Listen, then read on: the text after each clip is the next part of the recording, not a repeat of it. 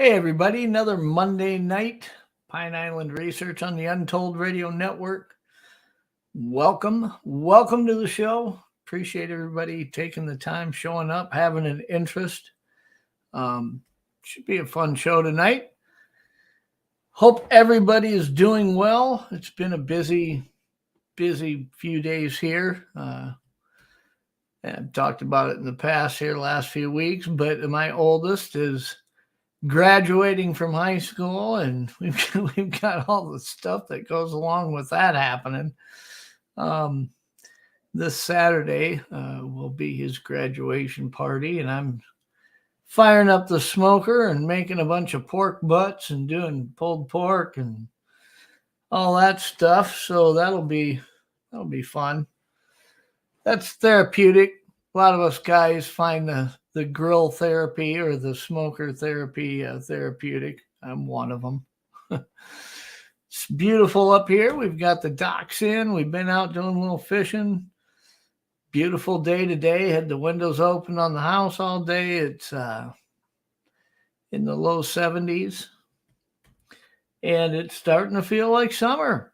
I love it. I know some of you in the chat and listening on podcasts live in an area where it doesn't start to feel like summer. It probably feels like that all year round. But here, it's very seasonal. Winters get really cold and the summers can actually get pretty hot. We often will get in a summer 4 or 5 days where it's well above 100 degrees, 105, 106 degrees, right in that range. But for the most part, our dog days of summer are high 80s, low 90s. You know, the humidity fluctuates, but it's nice when there's not a lot of humidity.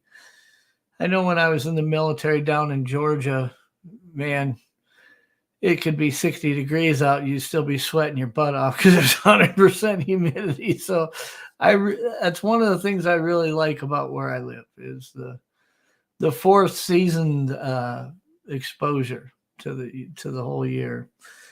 But I thank everybody for joining us tonight. These Monday nights, they come around quick, man. Seems like it wasn't that long ago we were just on doing this, but tonight's guest, pretty excited about. Been friends with him on Facebook. We've chatted a while. He's also a musician, grew up playing drums and bands when he was young. We'll talk about that a little bit tonight, but he's got a lot of interesting data to look at and consider. And again, my approach is that almost anything that you see data that's shared on its own doesn't really conclusively prove anything. It's just something to be considered, analyzed. And I think a lot of what really plays into pictures and things like that are the backstories and what led you to it and how did you become aware of it and things like that. And tonight's guest, Patrick, does a really good job of sharing that and kind of drawing that picture. So I'm excited to have him on. Before I bring him in, I did want to touch bases on just a couple of things. This morning's show, we had Leon Thompson on Coffee Time this morning. That was awesome. Fun conversation. Always is with Leon. It's a really insightful look and approach to the things that he discusses, and I appreciated his time this morning. I hope that everybody enjoyed it. One of the things I wanted to mention, again, I mentioned it this morning, is the Legend Meets 2, Legend Meets Science 2 documentary that Doug and his team has been working on. Almost $25,000 in. They were hoping to raise $80,000 so that they could finish the production. And we're only about 8 days away from the deadline. This is what I would ask you to consider, is that if you plan on watching it or buying a copy of it anyways, if you come in and donate $30, you can get part 1 and part 2 of the documentary, the original and this one. And I'd encourage you to think about doing that. You're basically just paying up front for it, but it's helping them finance finishing the project. I think if you consider how impactful and how insightful the original one was when it came out in the early 2000s, this one's going to be equal to that. And it's going to be interesting. So I would I would ask you to consider doing that. You can go on Untold Radio Network's Facebook page. I will put the link to the Kickstarter page in the comments on this video so that you can find that there. And if you're listening on podcast, I will put the link in the description of the podcast so that you can find it there. Something to consider. It'd be a worthwhile effort. I can tell you, you donate $30, not only do you get to download the original in this one, but you'll also get your name in the credits, and that's kind of cool too. It's kind of neat. So also, Hanger One Publishing, my book came out last week. I've got some friends that have ordered it. They've showed me that they've ordered it. I appreciate that support. That is really surreal to me to see somebody, saying, hey, I got your book. I first book I've ever wrote. The first half, it does cover my encounter from 1987 when I was 18 years old. The second half of the book really approaches research, what I worked on a year and a half ago, where I'd like to go with future research, and kind of some of the stuff that's been going on out there. This whole chapter that I involve and interviewed Leon in, where he shares some pretty interesting analysis of people who have had encounters, how it affects them, short-term, long-term, things like that. And, I hopefully you guys will find some interest in that. Let's see, what else did I want to mention? I've got, let's play this and get this out of the way. We'll play this real quick, and then we'll bring Patrick in. Show your support for the Untold Radio Network family of shows and join in on the conversation by using super stickers and super chats on YouTube. Got a question you want answered? Ask it live via a super chat and get real-time responses from our shows, knowledgeable hosts, and guests. Help keep the Untold Radio Network shows running strong. We need your support. Send your super chats and stickers now. There we go. And let me bring him in. Hey, Patrick, how are you tonight? Very well. How about yourself? I'm good. I appreciate you joining us. Yeah, I'm glad to be here. You're out in British Columbia on the West Coast. Tell us a little bit about where you're from. Well, actually, I'm originally from Port Alberni, which is inland from Nanaimo, but I've been in Nanaimo for quite a few years now. It's a coastal town. There's there's a seaport here, of course. Mountains close by. I wish I could bring you up a picture, but it's a really nice place. It's a super nice place to live. And I've been here a long time.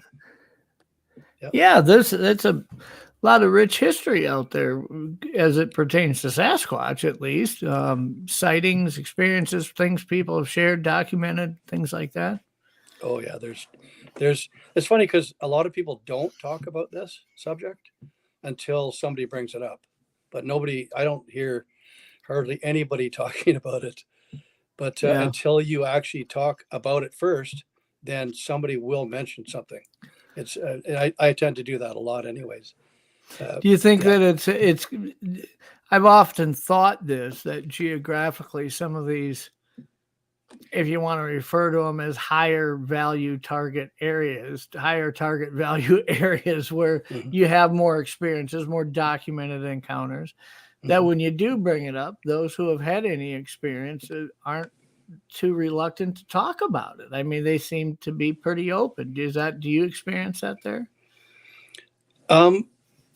That's a tough one because it's like the elephant in the room thing, that old saying. Nobody really brings anything up until you bring it up.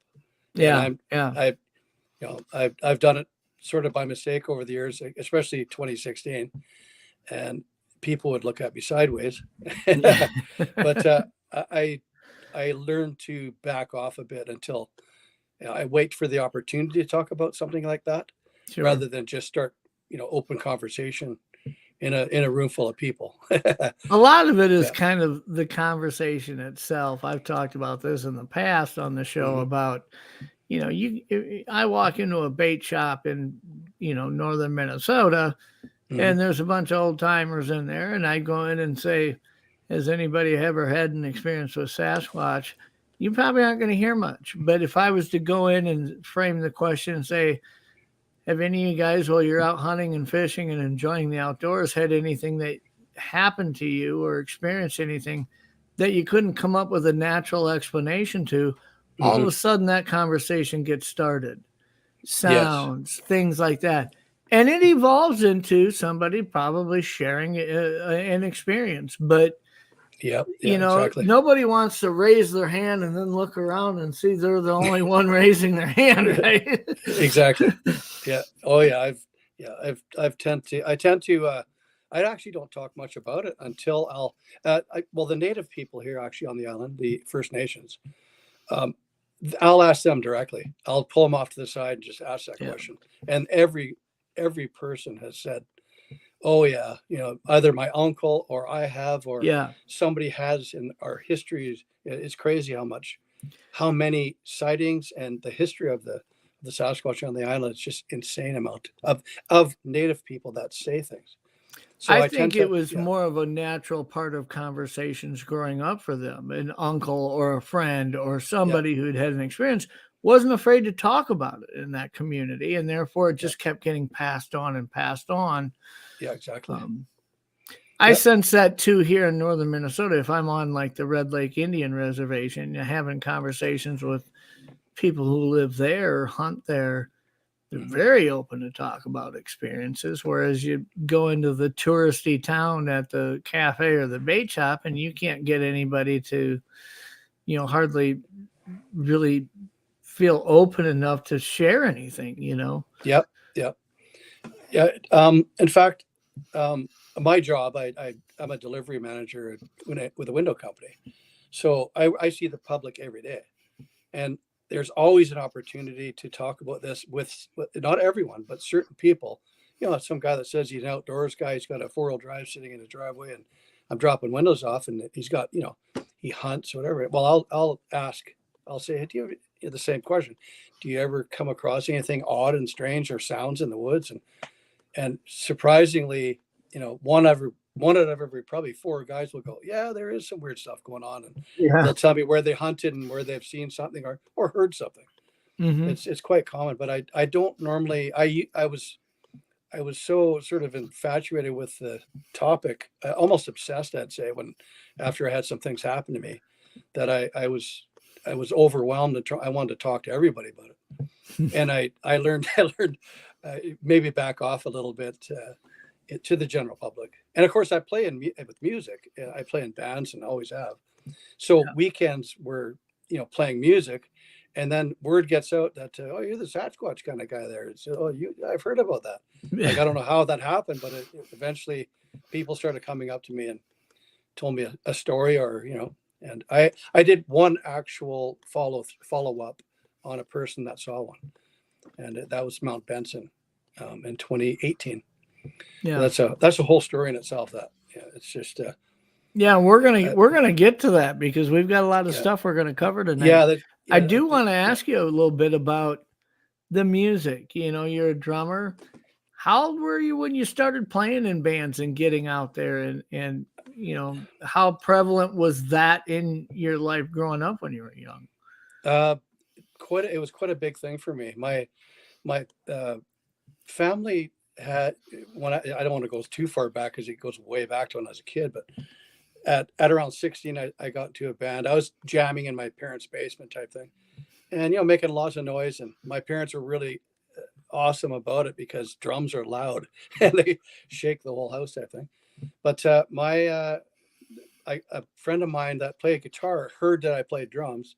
I'd met him, and he said, well, join this band. So I just started playing, and I got paid at 16 to play. And it was a wedding kind of a thing where we played these Saturday night dances type thing. And it was all mixed music from everything. There was a little bit of rock and roll at the time. And there was and of course there was also, I had to learn how to play Latin drum beats and things like this. But that really helped me when I got older and I started playing more serious and went to the pro level. I just kept going, and I played for a lot of years in the pro world sort of thing, right? Did some recording and stuff. And, but there was a lot of homework in it. Like I played a lot. I was obsessed with that too. You know, my drumming was like a big part of of me at that point when I was younger. It still is. I still play. Yeah. Right? So it's a great thing to do. I really enjoy playing music still. Yeah, I spent a lot of time touring with a band, and I still had all of our equipment. I've got an enclosed trailer that had drum cases, and our whole set was in there, and it was in there for a couple of years after we stopped touring. And so I took it inside, rolled out the flight cases, and pulled the drums out. And this is after I finished the basement. I set them all up in a music studio, thinking it would be kind of like bait, right? Like one of my two teenagers you can say, I got to have a shot at that. Yeah. Neither of them really took to it. So I just eventually, now I think I'm just going to I was going to sell them, but then I thought, I'd rather find a young drummer who maybe needs a new set or needs a better set, who's really into it, the music scene, as much as maybe me and you were when we were younger. Oh, yeah. I don't need the money for the drums. To be able to say, hey, have your dad come over with you, bring the pickup truck and load 2 flight cases full of drums and really high-end stuff. I think a kid would be on cloud 9, right? Oh yeah, the music world really changed since I was young. As far I'm sure any musician knows what I'm saying right now. Yeah. From what happened to the amount of gear that we used to have to do the bigger shows was insane. Yeah. We would pack just a massive light show. We had a light show, sound man, light man, and they're like roadies almost. And then we toured around the Western Canada type thing. Bit of Washington State actually too. But it's just everything changed. I was doing 6 nights a week for years, It was 6 nights a week, and then concerts in between that and shows, and it was pretty crazy. It all used to be analog and, monitors in front of you. Now it's all earpieces. Yeah. Everything's digital. Yeah. Everything's synchronized, and syncopated.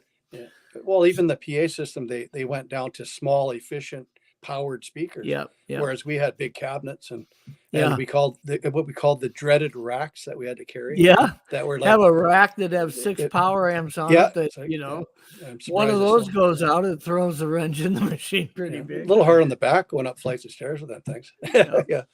I had to deal with all that stuff in the 80s and 90s. Things started to change. That was back when you really had to have a passion for it, because we would go into a bar and we'd load up and from our place, bring it in the enclosed trailer to the bar, wheel it all into the bar, get it all set up, sound check it. You'd spend 2.5 hours setting everything up just to play a couple hour show, and then you'd spend 2 hours loading it all out. I mean, one nighters were and if you look at what you got paid to do it, that didn't make it worth it. You did it because you love to do it a lot of times. It was always $100. Yeah. that was the fee. Or they'd say free, you could just drink for free. And most of the bars that I was playing in at that age, I wasn't old enough to drink anyways. I mean, Actually, I was just talking to, this is kind of funny. I was just talking to one of my young workers about this same idea. Said, so drinking on the job, like, no, there's no drink. I'm a manager. You can't touch alcohol, no drugs, no alcohol on the job. But the thing is, when you're a professional musician, a manager or owner of a hotel will come up and go, you guys sound great. What are you drinking? And literally, here you go, send drinks to you. Like, that's the only job I know where you could drink on stage and people are promoting it, like including the owners and managers. And it was the weirdest thing ever. And, hence all the problems with some of the musicians that kind of lived for that side of it. Whereas, friend of mine in chat, Faster Man, he just posted. So Faster Man, just for those who don't know him, he was on Doug's show. He spent decades taking photographs for big publications of bands all through the 80s and 90s, And he says, ever heard of Eldo Nova? Sent me a couple of DMs last week. He wants to use some of my pictures for his social media and website. Right. I will tell you this, first album I ever bought was Eldonova Oh, cool. Okay. Yeah. Fantasy. Yeah. I went saw him live in Vancouver in the 80s. Yeah. Aldenova.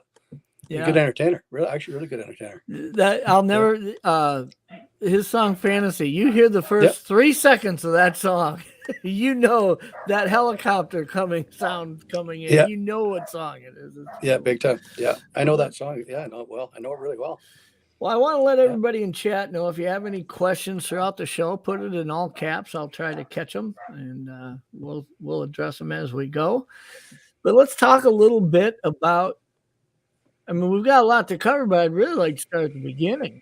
I mean, Okay. I don't know if your background is like mine, but when I was young, I didn't grow up around a campfire with an uncle talking about experiences and stuff like a lot of the First Nations people were subjected to. I never really experienced that. I had no reference for what Bigfoot was, other than maybe seeing a 60-second blurb of the PG film before a Saturday matinee movie. I mean, what was it like for you growing up? Was that something that you were around, or? I'm the same as you. I never even thought about a Sasquatch. It didn't occur to me. And I spent I'll try to keep it short as I can. But we got a couple hours. So my dad and my brother and myself. My dad was an avid steelhead fisherman. Grew up on a river that's like world famous. It's called the Stamp River and the Somas River, and pretty intense steelhead. Like there's a lot of steelhead in that river. He started in 1952 fishing. Every picture that he had, it seems like if the family pictures, he's got probably 300 pictures of steelhead. It was like ridiculous how many steelhead he used to catch. And so we'd go with him and stuff like this. But as far outdoors, we went hunting. The backwoods of Alberni, where I'm from, there's great hunting, deer hunting, grouse. And we spent so much time in the woods. It was every chance we had. And then, of course, he went out by himself in certain weekends. It was raining, he'd go out, but he'd take us out also. And we'd be kind of like just hanging out and watching him as he hunted. But there was nothing of a Sasquatch ever brought up ever. Like it just never occurred. Never saw any kind of signs or anything of that. We hunted along roads and slash and stuff like this and watched for signs. Part of the hunting experience was, obviously looking for tracks and then kind of sitting still and looking through slash with binoculars and watching it. But there was never ever. I don't remember my dad ever mentioning a Sasquatch. We had a few times where. One time I can remember in particular where Dad said, "Sit still, there's a bear coming," and it was on the top of a mountain, and it took an hour to walk up the steep hill. Great hunting spot. He shot deer there in the same spot, but there was a bear that came charging through the bushes, like just breaking trees down, branches. You could hear snapping and crunching. Dad, oh, there's a bear coming. That was the only sort of weird thing that I can recall that was odd. Dad said, "Sit still," and he got the gun ready, and we all sit still. And whatever it was, and if it was a bear, it stopped, and then we made a bunch of noise, and it went ripping away again and broke branches, and you could hear it knocking small trees down and cracking and crunching. But that was the only sort of weird thing that ever happened. And I never saw what it was, but it was odd, Yeah. But my dad, yeah, go ahead. When I was younger, I mean, my dad was a hunting and fishing guide, and so we grew up in remote areas hunting, and never had any experiences as a young teenager. And never saw anything that seemed odd and out of place. Of course, not having any reference to measure it to, or any knowledge of Sasquatch or what people claimed Sasquatch to be. It was never really in my peripheral either while I was out there. I wasn't really looking for something like that. Yeah. And when I had my experience at 18 years old, after that, when I got done with my time in the military and college and stuff, when I started getting back out hunting and guiding hunters, I kept thinking, well, now that I've had this experience, I'm going to try to open my peripheral up to this. And even in these very, very remote places, still wasn't really experiencing anything. It was almost kind of surreal after you've had an encounter and seen something like that and been around something like that to think that these could be there. And yet you spend thousands of hours in these remote areas and never see them. It's like, what's going on here? Yeah, But that's exactly. My dad said that he had a couple of odd experiences, only when I talked about Sasquatch when he was older, probably the last 5 years. He would say, yeah, I had some really strange things happen, but I didn't know what it was. He'd be fishing with he used to go fishing with his favorite dog, and the dog would sniff out and chase animals away if he's got his back to the it's down there fishing, and the dog would bark and make noise and scare something away. He said he saw him chasing a bear. If there was a cougar around, which there's quite a bit of cougar around the area too here, the dog would act up and bark and chase something and come back and scare it away. But he said one day the dog, typical fishing day at a river, and at the river where he went, Stamp River, Somas River actually. He said it was a really, really nice steelhead spot. He said the dog saw something and came over and started trying to get between his legs, and he said the dog's tail was between his legs, and he was acting really weird and whimpering and scared of something. Dad said, yeah, that was really strange. He said that my dog never acted like that before. He said, I don't know what it was. He thought maybe it was a human hiding on him or scaring him or something. He didn't know. But of course, when you talk about Sasquatch, it possibly could be. And especially in that area, because there's been sightings in that area where when you look at something in retrospect like that, there is definitely a question mark that occurs when you think about, well, back when this happened, or I remember this experience, and it was a bit of a question mark then. But now, when you look at it, knowing what you know now, it kind of, that question mark really gets bigger. Yeah, exactly. Yeah. So, what was it then that really tweaked you, and where'd that magnetic pull to wanting to find answers and stuff really come from for you? Okay.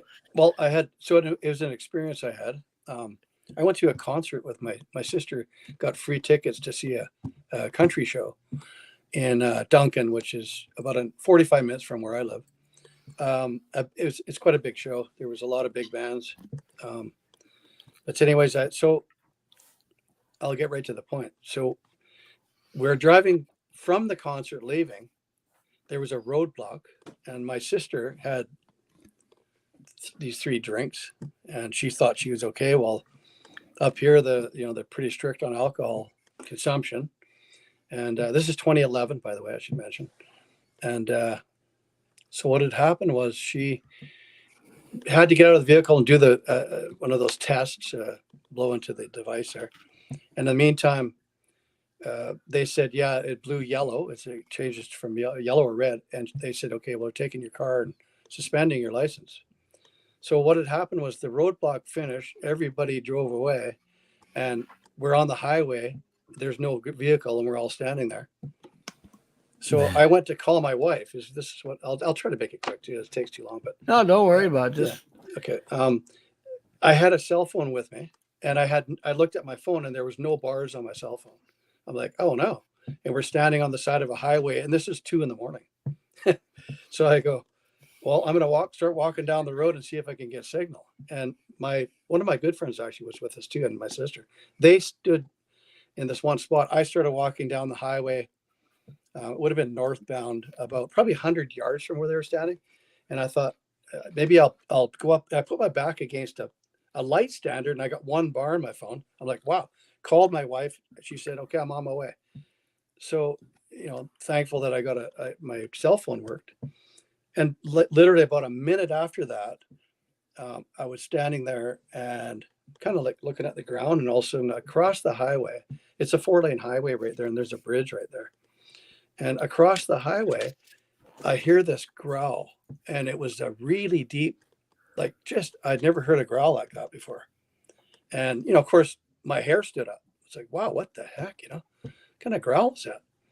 And my mind's racing to try to figure out what it is. and it's complete. The bush is completely dark. It's in the trees, and it's up about probably 10 feet up where the road is, where the growl was. I was like, okay, that's scary. And I got, the first thing you think, well, I'm sort of exposed here out in the open. There's no cars coming. It was getting late at night. And so I actually found a branch. There was a branch laying down beside me, and I turned it and I broke the end off it. And I made a spear. I was like scared of whatever was across the highway. And I hear my sister and my friend coming down the road, and they're like, "What the heck was that?" So they heard it too. It was quite a big guttural growl. And this is how it started. I went, wow, I'm kind of terrified of whatever that was. And I can't tell what it was. I went home, and the next day, a couple of days after that, I started to try to find that sound. I couldn't find any growl that was like that. It sounded like a lion, actually, a deep, like a lion sound of a growl. It's like, okay, kind of a weird one. And then I didn't think nothing of it after that. And that's kind of how it all started. I got kind of scared of something that growled at me. That's the first thing that happened. And for you, it just didn't seem like any other animal that you would recognize that would. That's right. I couldn't think of what that sound would be. My mind said at first, I thought of an elk, but I thought, I don't think elk growl like that, because it was a guttural growl like a lion. It sounded like the one thing that does stand out with elk, though, is that how easily their sound really carries. I mean, you can tell it's being pushed out by big body mass and lung capacity. And so maybe that's where that association comes from, even though the sound doesn't sound like a sound in elk. I mean, just the capacity and the strength of it. Maybe that's. I thought of the chest size of an elk. Elk, we've got Roosevelt elk here, and they're really big. Like I see them. I still see them, quite a bit around, especially that area, Cowichan area, Duncan. There's herds of elks. There's herds there, and so, so that's the first thing that happened to me that went, wow, that's kind of made me wonder, right? What is that? Well, I was telling that story. I'll move forward a bit in time. I was telling that story in 2014 to a coworker, and I said, "Well, actually, I can reference your show, well, not your show, but Doug's show." Is that I was watching a show on Sasquatch, and they mentioned a place called Mount Sicker, which is some young guy with a 4-wheel drive. I think 2 guys were on top of a mountain, and they had this. They started throwing rocks at something, and it growled and screamed at them, and they were throwing rocks. They thought it was fake until it screamed at them. Right? I don't know. It's one of the Monster Quest shows. I watched that show, and when the person said, the narrator said Mount Sicker, I went, wow, wait, Mount Sicker. I was at the base of Mount Sicker when that thing growled across the highway. That was Mount Sicker where I was standing. It was like the base of the mountain. So I thought, boy, that's strange. It's a strange one. And as I'm talking to a coworker about this, and I tell him basically what I just told you, he goes, "That's nothing." I go, "What do you mean that's nothing?" He goes, "I had an experience on the coast, towards Tofino." He said, Kennedy Lake. Me and a guy were fishing. He said, and we caught some trout, and we decided, this is getting evening. Let's go cook the trout across this highway. There was a place where you can pull over, a big pull-out sort of thing, and an old abandoned logging road. And I know, I actually knew that place. He walked across the highway with his buddy. They threw their tent on the ground. They put a capstone down, started cooking the trout. And he says, that's when we heard what sounded like something coming, a bear, they thought. And my friend, his name's Rick, he always kept bear spray in case same thing. He's wildlife area there. There's lots of bears in that area. So he said, I got my hand on my bear spray can. He says, and then all of a sudden, I look up and thinking a bear's going to walk out on the road. And there was a creek crossing this old road. And he said, right where the creek was, which is probably about 50 yards from where they were, he said, an ape, this ape thing standing there. He said, just standing there looking at us, and it's huge. long hair on it. And he said this thing looks at them. He said it only took a couple seconds to it, stared at them for a couple seconds and just walked across and into the bush. And he goes, him and his friend went into panic mode, and they basically grabbed all their stuff, threw everything in their truck and raced away. Like they were really afraid. Well, this fellow, Rick, this co-worker, when he was telling me, he started to shiver. And I saw it, like he was telling me, he goes, and he went, oh, I said, what? And he had goosebumps all over him. He goes, oh my God, I haven't talked about it for a long time. And that kind of got my attention. I said, well, what?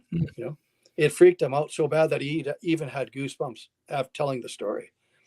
And I thought, geez, that's pretty strange, So in the meantime, it got me excited to even look further. I wanted to know more. So he said, do you know where that fishing spot is? This is 2014 that he's telling me. I bought a trail cam and put it up at that spot in 2015. I thought I'm going to, just for fun, I'm kind of excited to find out more about this. That's what got me sort of started. Like, just listening to his story and watching his goosebumps.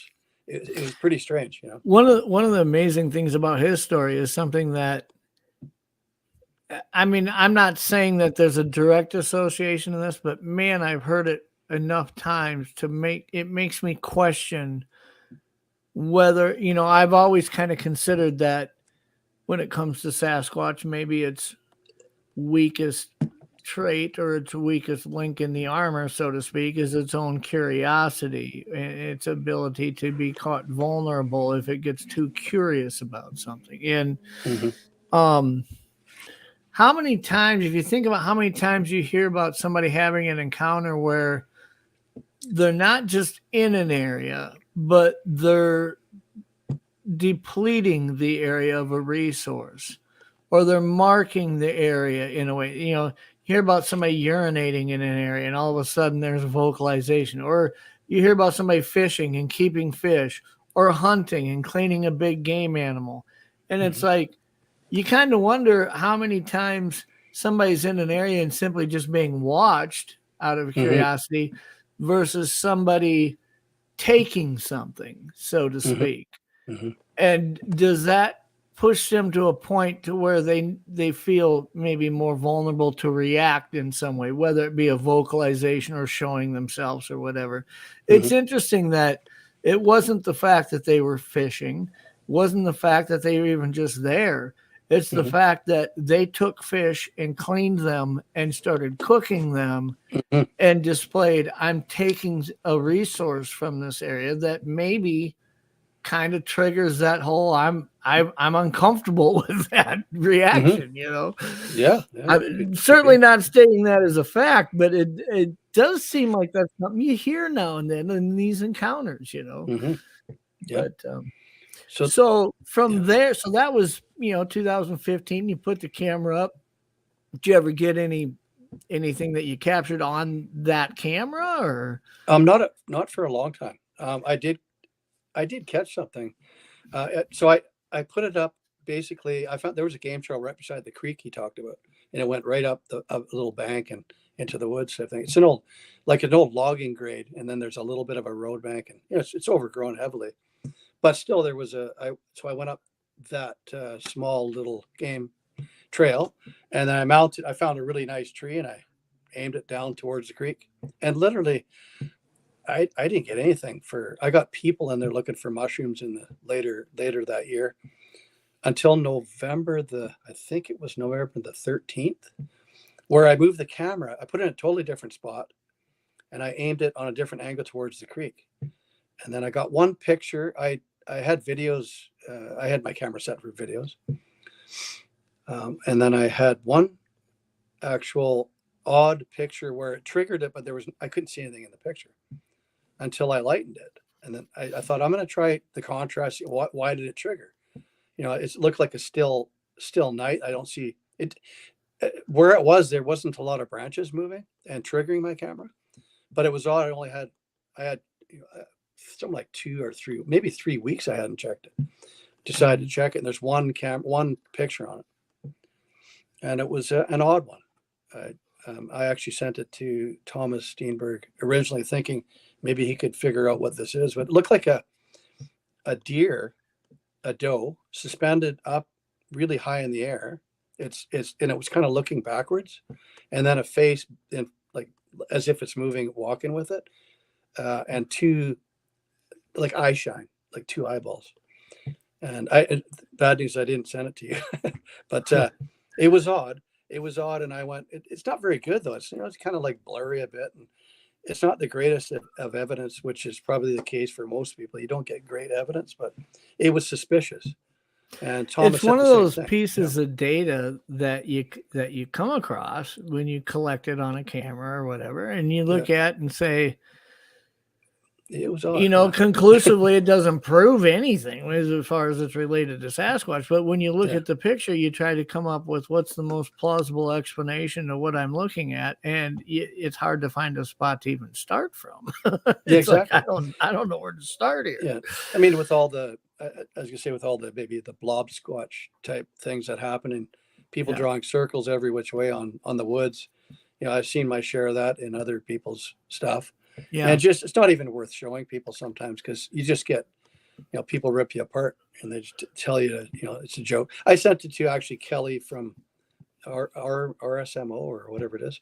I sent it to him and he posted it, and I kind of didn't really want him to post it, but he did. But it wasn't very good. It's not good evidence. Yeah, but it's questionable too, right? It's like really odd that I know it's a deer, it's a doe for sure, and it's up high. It was up high in the shot. It was really strange, and the eye shine. But that's not, there's not enough conclusion there. You can't really come up to a good conclusion. It's one of those things that I had a conversation today with two friends of mine who are really into the whole real approach to wanting to figure out truths and answers to what we're talking about. And that's there's a fine line between recognizing that somebody's simply sharing data, saying, do what you want with it. I'm looking at it. I can't draw a factual determination from what I'm looking at, but I'm going to share it, right? And people will look at that and say, well, that doesn't prove anything. They'll rip the person apart, and say, well, they didn't. I don't think that they came on factually stating this is going to be proof of anything. Yeah. Some people will just simply share data saying, I don't know really how to explain what this is a picture of or what this is a sound recording of. It's something to consider.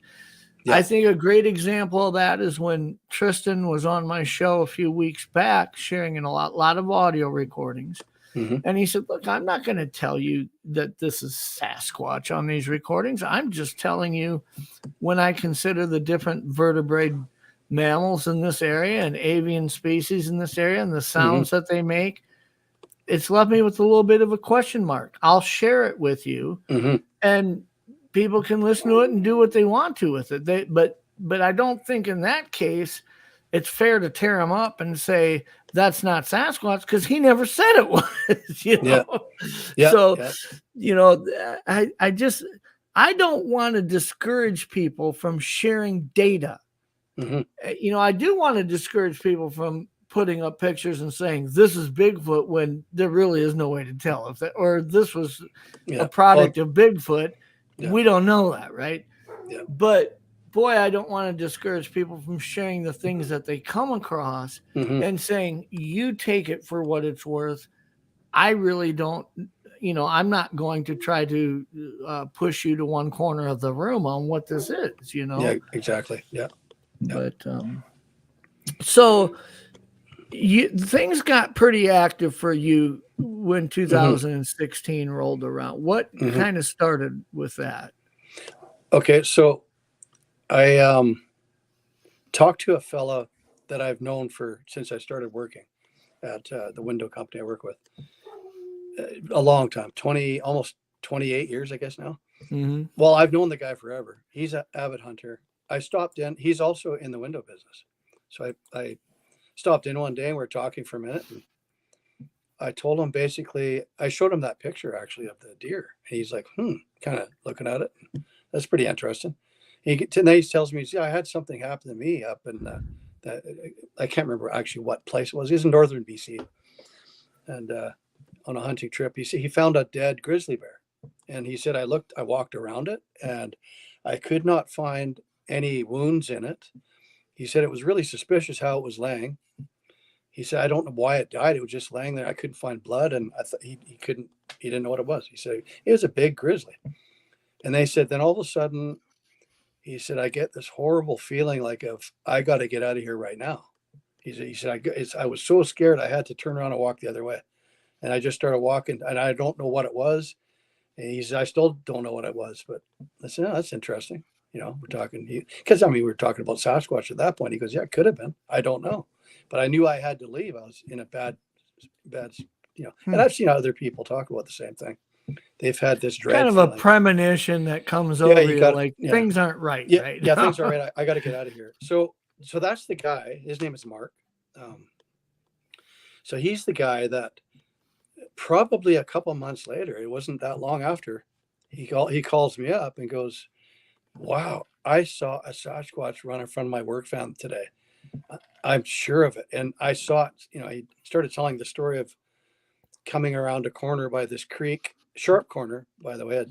That's my study spot that I go to, did all my recording and filming and whatever. But he said that was so scary when I saw it standing there. But it was just a flash in front of him. It ran really quick and jumped and then stopped. And he said, when it stopped, I slowed my work van really slow and opened my passenger side window, and I saw it standing there.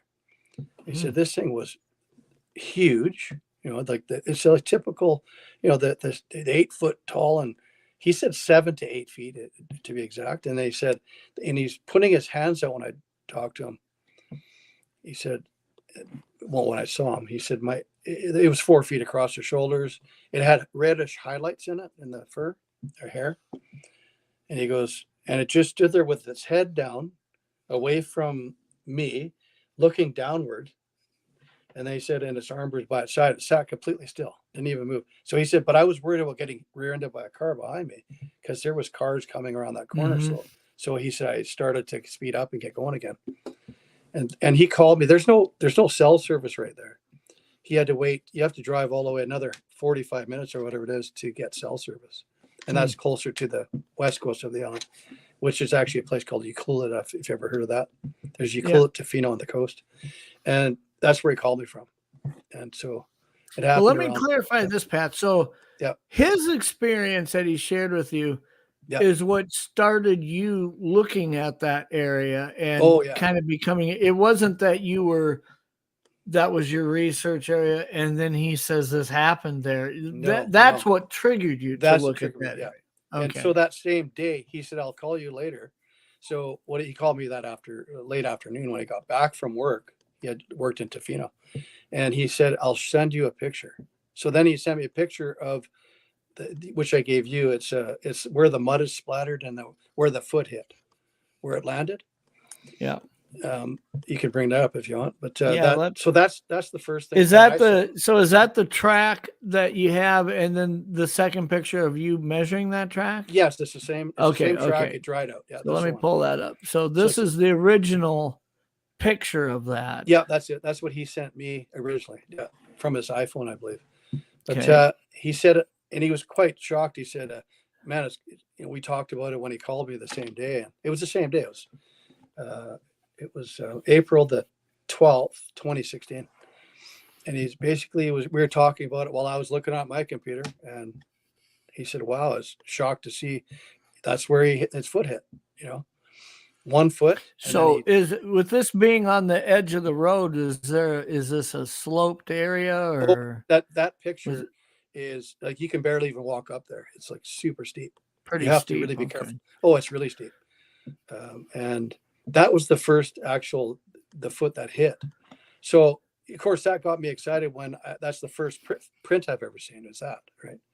So I went there, and when I saw it was dry, of course, because it was, I went there a week and a half later, and I brought a measuring tape and threw it down and was looking at it, and kind of, I actually started kind of laughing and chuckling. I had a worker with me, and like I say, we do deliveries there quite a bit. And I kind of laughed when I threw the tape down and saw how big it was. It was kind of shocked me because it's really hard to tell. So this is around 6 days or so later when you came That's back right. and measured it then. That's correct. Yeah. Well, I mean, And anybody looking at this can honestly do first thing that I noticed right away, this is not great substrate to capture a track yet. I mean, obviously no, it's not it's you're so not smooth. gonna really there's so much rock and debris and stuff in the surface, but it obviously kind of cleared with it being steep. Maybe it stepped down and kind of swiped some of that down into the print, but Yeah.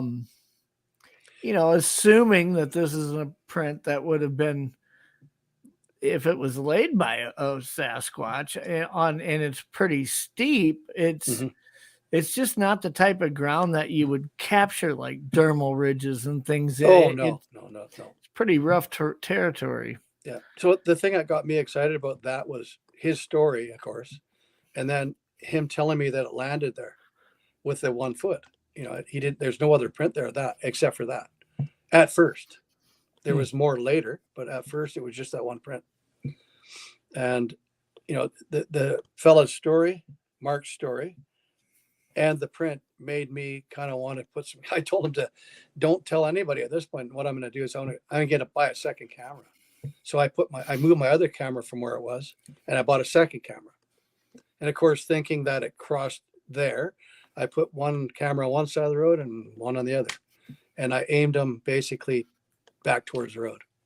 So thinking I'm going to get something walking towards my camera or coming towards with the other camera, but no such luck. What makes it interesting is that it's not that you're walking along the side of the road and you just see that out of the blue. Mhm. I mean, if that was the case, it'd be hard with it being steep to discount that you've got a human stepping there and sliding forward, making the track look bigger than maybe the subject's foot really was, things like that.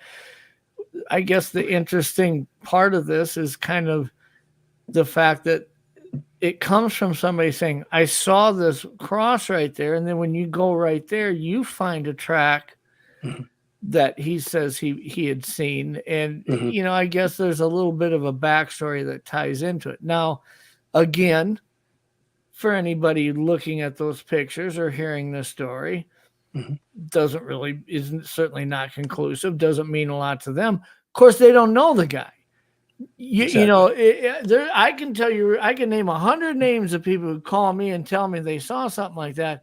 I don't know that I'd even drive to the area, to be honest with you. But then there's certain people that their integrity, in my opinion of them, they call me and tell me something like that. It's like, wow, now all of a sudden there's some leverage there to the way I may approach what I may find, So you say that this was somebody that you knew that for obviously long term, enough that he called you first, obviously. Yeah, exactly. He called me first, and then I should actually mention this. Probably about a week,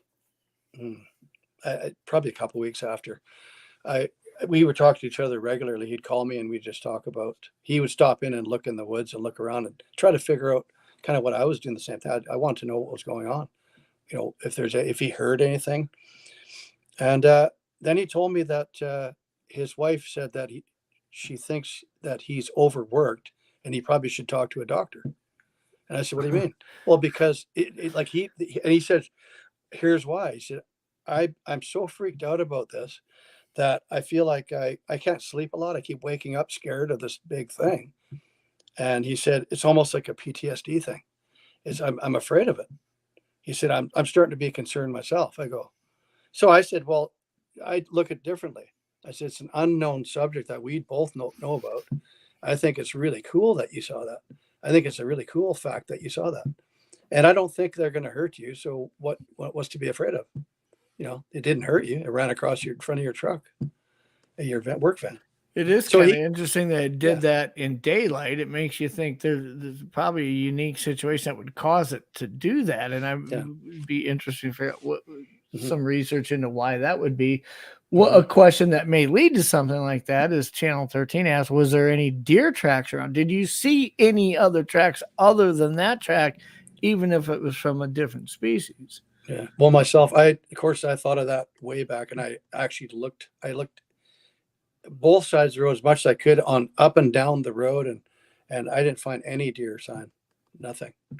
No Did deer you sign find whatsoever. it? Was it apparent? Joe asks. I mean, I can't tell from the picture. I can't see the whole scene. Mhm. Was there a track line? Was there additional tracks in that? Did you spend any time looking further down Yeah, that I did. embankment, seeing I if you did. could find other tracks? I on both sides. I'd walk around and look around and try to find any kind of impressions in the. Is what it is. It's thick, kind of grass and weeds, and I really couldn't see anything. And even when you go into the woods, there's moss, grass, weed. There's all sorts of things even in the woods. So there's nothing. I couldn't find any indentations or anything. Nothing. It really looks Yeah. like the kind of terrain that you really wouldn't catch any notice of a track in, other than that was probably a formerly graded area that embanked the edge of the road, and Exactly. maybe Yeah. or was able to capture that track, but the rest of what's beyond and before it maybe just isn't well enough to even, I mean, makes you Mhm. wonder if a bear or anything else walked along there, it probably wouldn't leave a track either. Maybe. I don't know. Yeah, but there was nothing on the road bank. I walked up and down there and multiple times and was looking for anything of any other type of sign for animals, and I couldn't find anything. There was nothing. Hmm. And then, of course, within that same year, I think it was the month after, and I took pictures, but I didn't document the dates. So I probably should have, but I didn't. Then the other tracks started showing up within the same. I think it would have been in May, late April, early May, where I started seeing. Then there was multiple tracks. There was, and I think I sent you a picture of that, where you Yeah, can I see gotta figure out which you'll picture see the that is. original. Then I started seeing these other tracks that were close by. There's 4 of them, I believe, and I thought, okay, that's kind of strange because nobody knows, nobody knows about. If you drive past this, you wouldn't even think to stop to look at this because you'd have to see it. There's just a road bank and bushes, and that's it. There's no trails or human paths at that area. There's not. It's just a corner in the woods, right? I should mention too. There's no houses or anything So I'm from just from Sprout Lake, which is about 30 kilometers back, 35 maybe. There's nothing, no houses all the way. It's like just nothing. No structures or anything all the way to Ucluelet Junction. There's no people. Just all one thing I wilderness. wanted to pull up was just for those that may be familiar with the area was the map that you had sent me here that kind of Yeah. Sutton shows Pass this Summit area. So is very close to where the site was. okay. I'm sure you could get. Yeah, it's that's kind of where it is. If you look at Ucluelet, you look at Nanaimo. Port Alberni's not on there for some reason, but Port Alberni is the next town in between that you'd have to go through to get to the coast. So yeah, it's just it's a mountain pass, Sutton Pass Summit. It's not far from there. It's a creek. I was trying to. It's kind of weird, but I kind of wanted to keep it quiet for other people, not to disturb whatever was there. It's just my own way of thinking, and that's this is a whole other story. But when you start hearing something in the bush, I started hearing all sorts of oddness, including a couple of odd bark sounds, some foot stomping. They're like a whole lot of things. Branches breaking when I'd show up there. I'd show up by myself a lot too, right? I'd just work by myself. A lot of things happen when I was by myself. But other than that, I brought coworkers with me. We'd stop in there, usually on the way back after doing deliveries.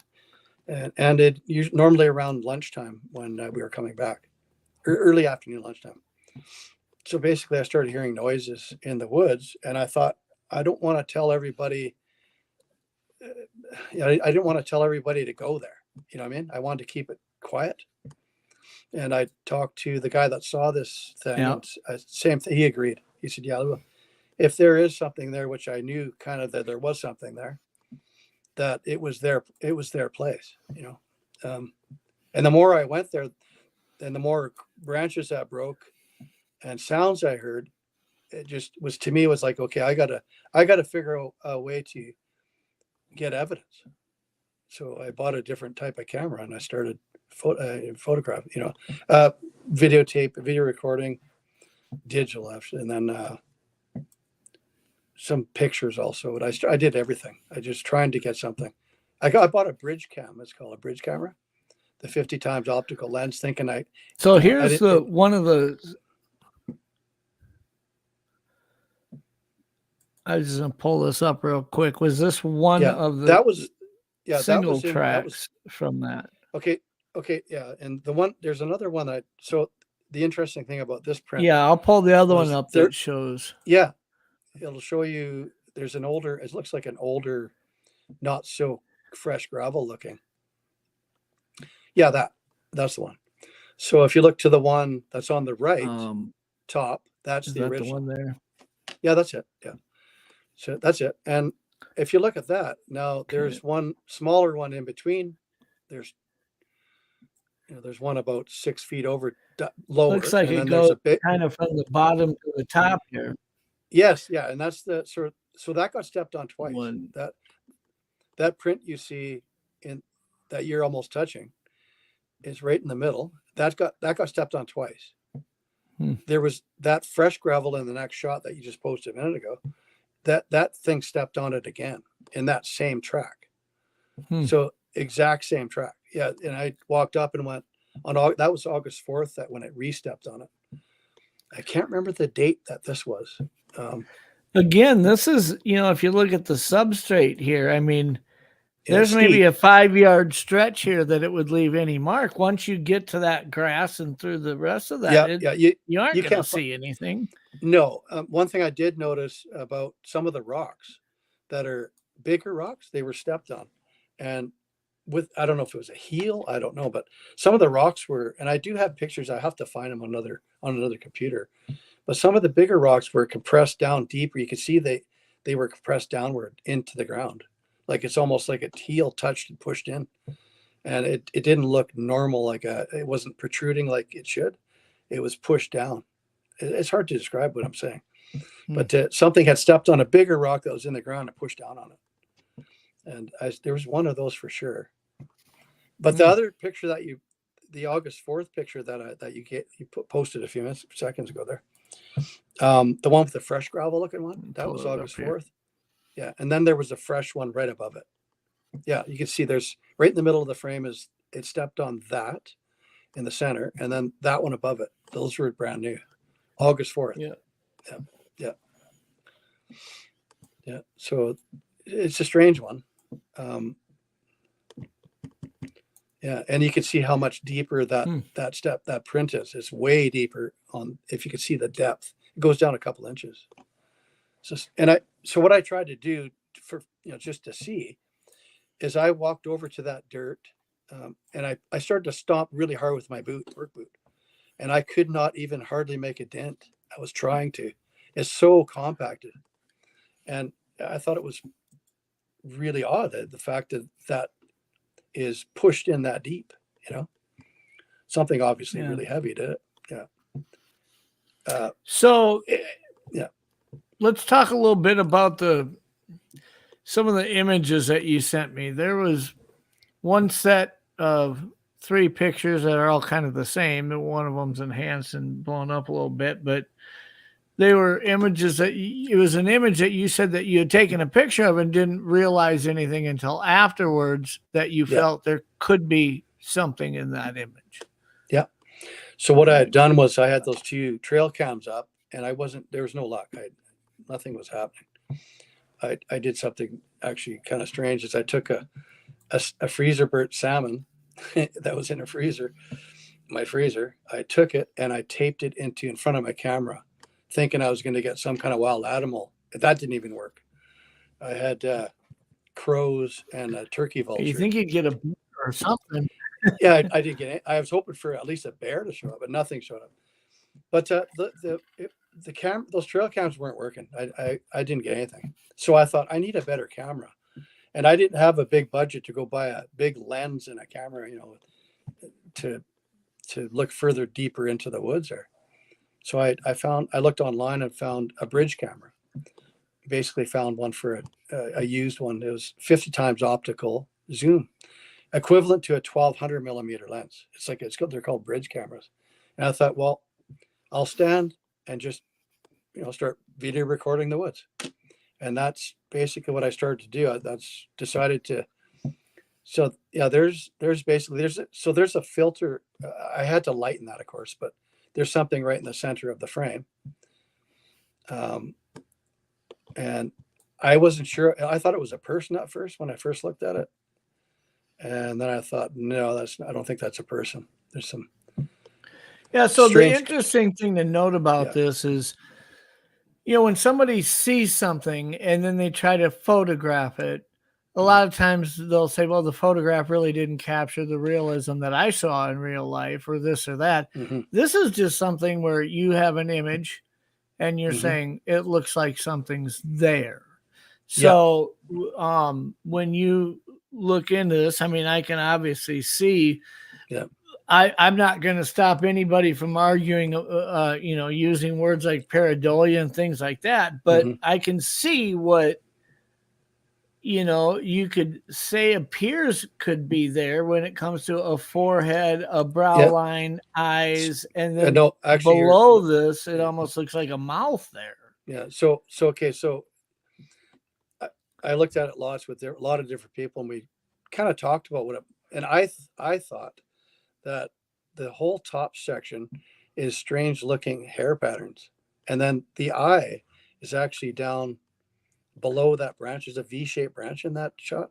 Oh, so you think it'd be like this would be the eye here? Yes. And then there's it does look like, it's a weird I hate hairline. to use this word, but it looks like folds almost, so to speak, in the I mean, assuming we're talking about something that's living here rather than pareidolia, it appears to be a seam that runs here almost at a hairline, a seam that runs here at, probably just above the brow line. The bad part, the bad thing is it's not a very good shot, but it's what I wanted was, and I did the same day, is the same within the same few minutes. Actually, I end up getting a comparison shot. So there was nothing before this, which is another shot I gave you. There's a comparison of nothing there. Within the same day. Let me get that picture here. Yeah. Hopefully you get that same one. Let me pull it up here. I think there's a black and white too, that it kind of made it more prominent. Yeah, I'm going to get to both of those here. I just have to find them here.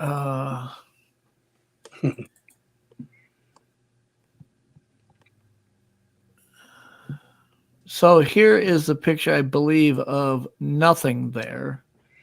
Okay, well, this is actually you can see how this I found it. Angled limb here. Okay, it's actually in this photo that I believe it is. Oh, it is. So, yeah, it's really hard to see, but there's a V-shaped branch. There's branches. There's a horizontal branch. Yeah, and that's where, and I believe that's how dark the face is. So this angled branch, I believe, is the one that we're looking at where. No, it goes no. Oh no, I'm sorry, it's over here. You're right there, right? Yeah. So I think the face is there down it below is. that. Yeah, it's really hard to see, but that's what I lightened. Is I thought there's something, looks like something there, and then I lightened the picture to contrast to see. Well, to be fair, whether that's a living object or an inanimate object, if you look at the darkness that's right there, you don't see it here, you don't see it here, and you certainly don't see it in the background here behind this first kind of depth of trees. There's obviously something there. It's just whether or not it's living or not, Yeah. So maybe if you could go to there was a comparison shot I gave you. Yeah, let me see. I'm trying to find that here, assuming that I actually downloaded it. Got it downloaded, right? Let me see here.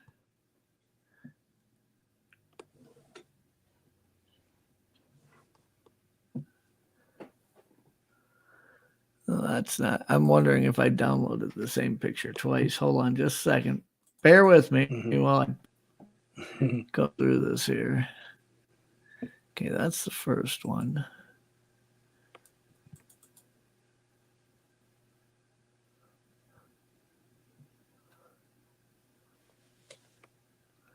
Yeah, I did. I downloaded the same picture twice. Let me pull it up right from our messages here. Sure. Pull this up. It's a really clear looking photo. Now, in my defense, I'm going to claim, I'm going to play this card here that I am not, I don't have an Alex Highcheck backing me up, getting all this ready ahead of time.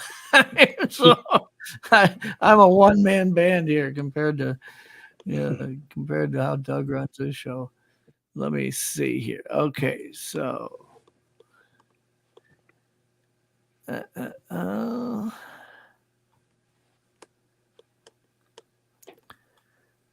get to those original pictures here. Okay, so let me just see which one it is that I'm looking for here.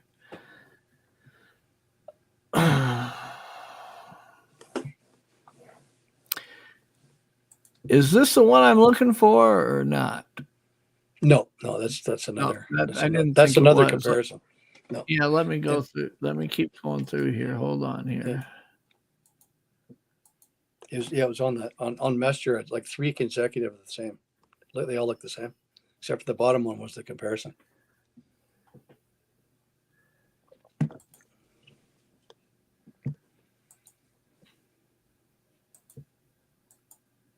Well, why is that not? Huh. I can't figure out where I put that. It was the bottom one of that series, you're saying? I'm pretty sure, yeah. There was like 3 in it, yeah. Okay, let me. Okay, the bottom one shows it there, so it's not that one.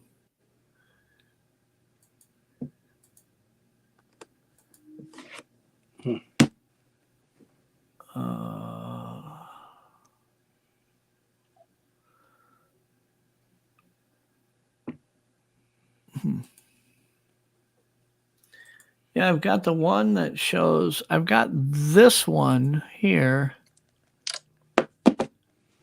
And that's not it. No. That's not the one we're looking for. And then I've got this one, which is it blown up. Yeah. And then I've got. Was there a black and white one I sent you too? Looked quite black and white. No, you know what? This one here that I've got, that one you sent me 2 of, and I wonder if maybe that's what happened. Is you sent me 2 of the same one, and I don't have the comparison one. It's probably not that. It doesn't really matter. Yeah. So close enough. Yeah. That was the first sort of like odd thing I found, and I thought, geez, that's really out of the order, especially when you see when there's nothing there. Then you got something there, and within the same few minutes too, right? And that's the one I showed. I brought that to Dr. Binnernagel, which is he lived an hour and just around an hour from my house, right? So I basically took that to him and showed him, and he got pretty excited about it. On an iPhone, it's a smaller screen. It's really see nice and clear. At point you got Dr. Binnernagel ended up coming out to look at one of the footprints.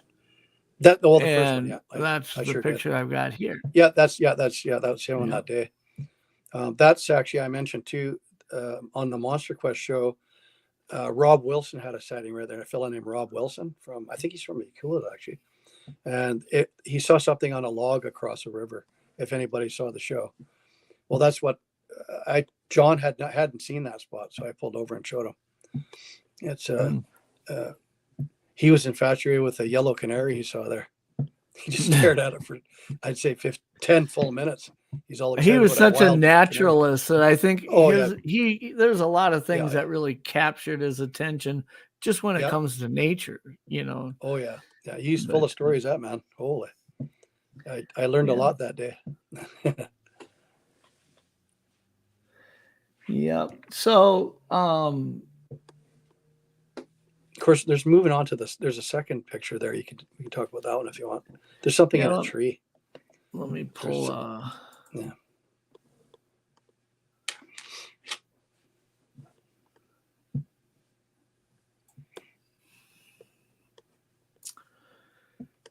Get to those pictures here.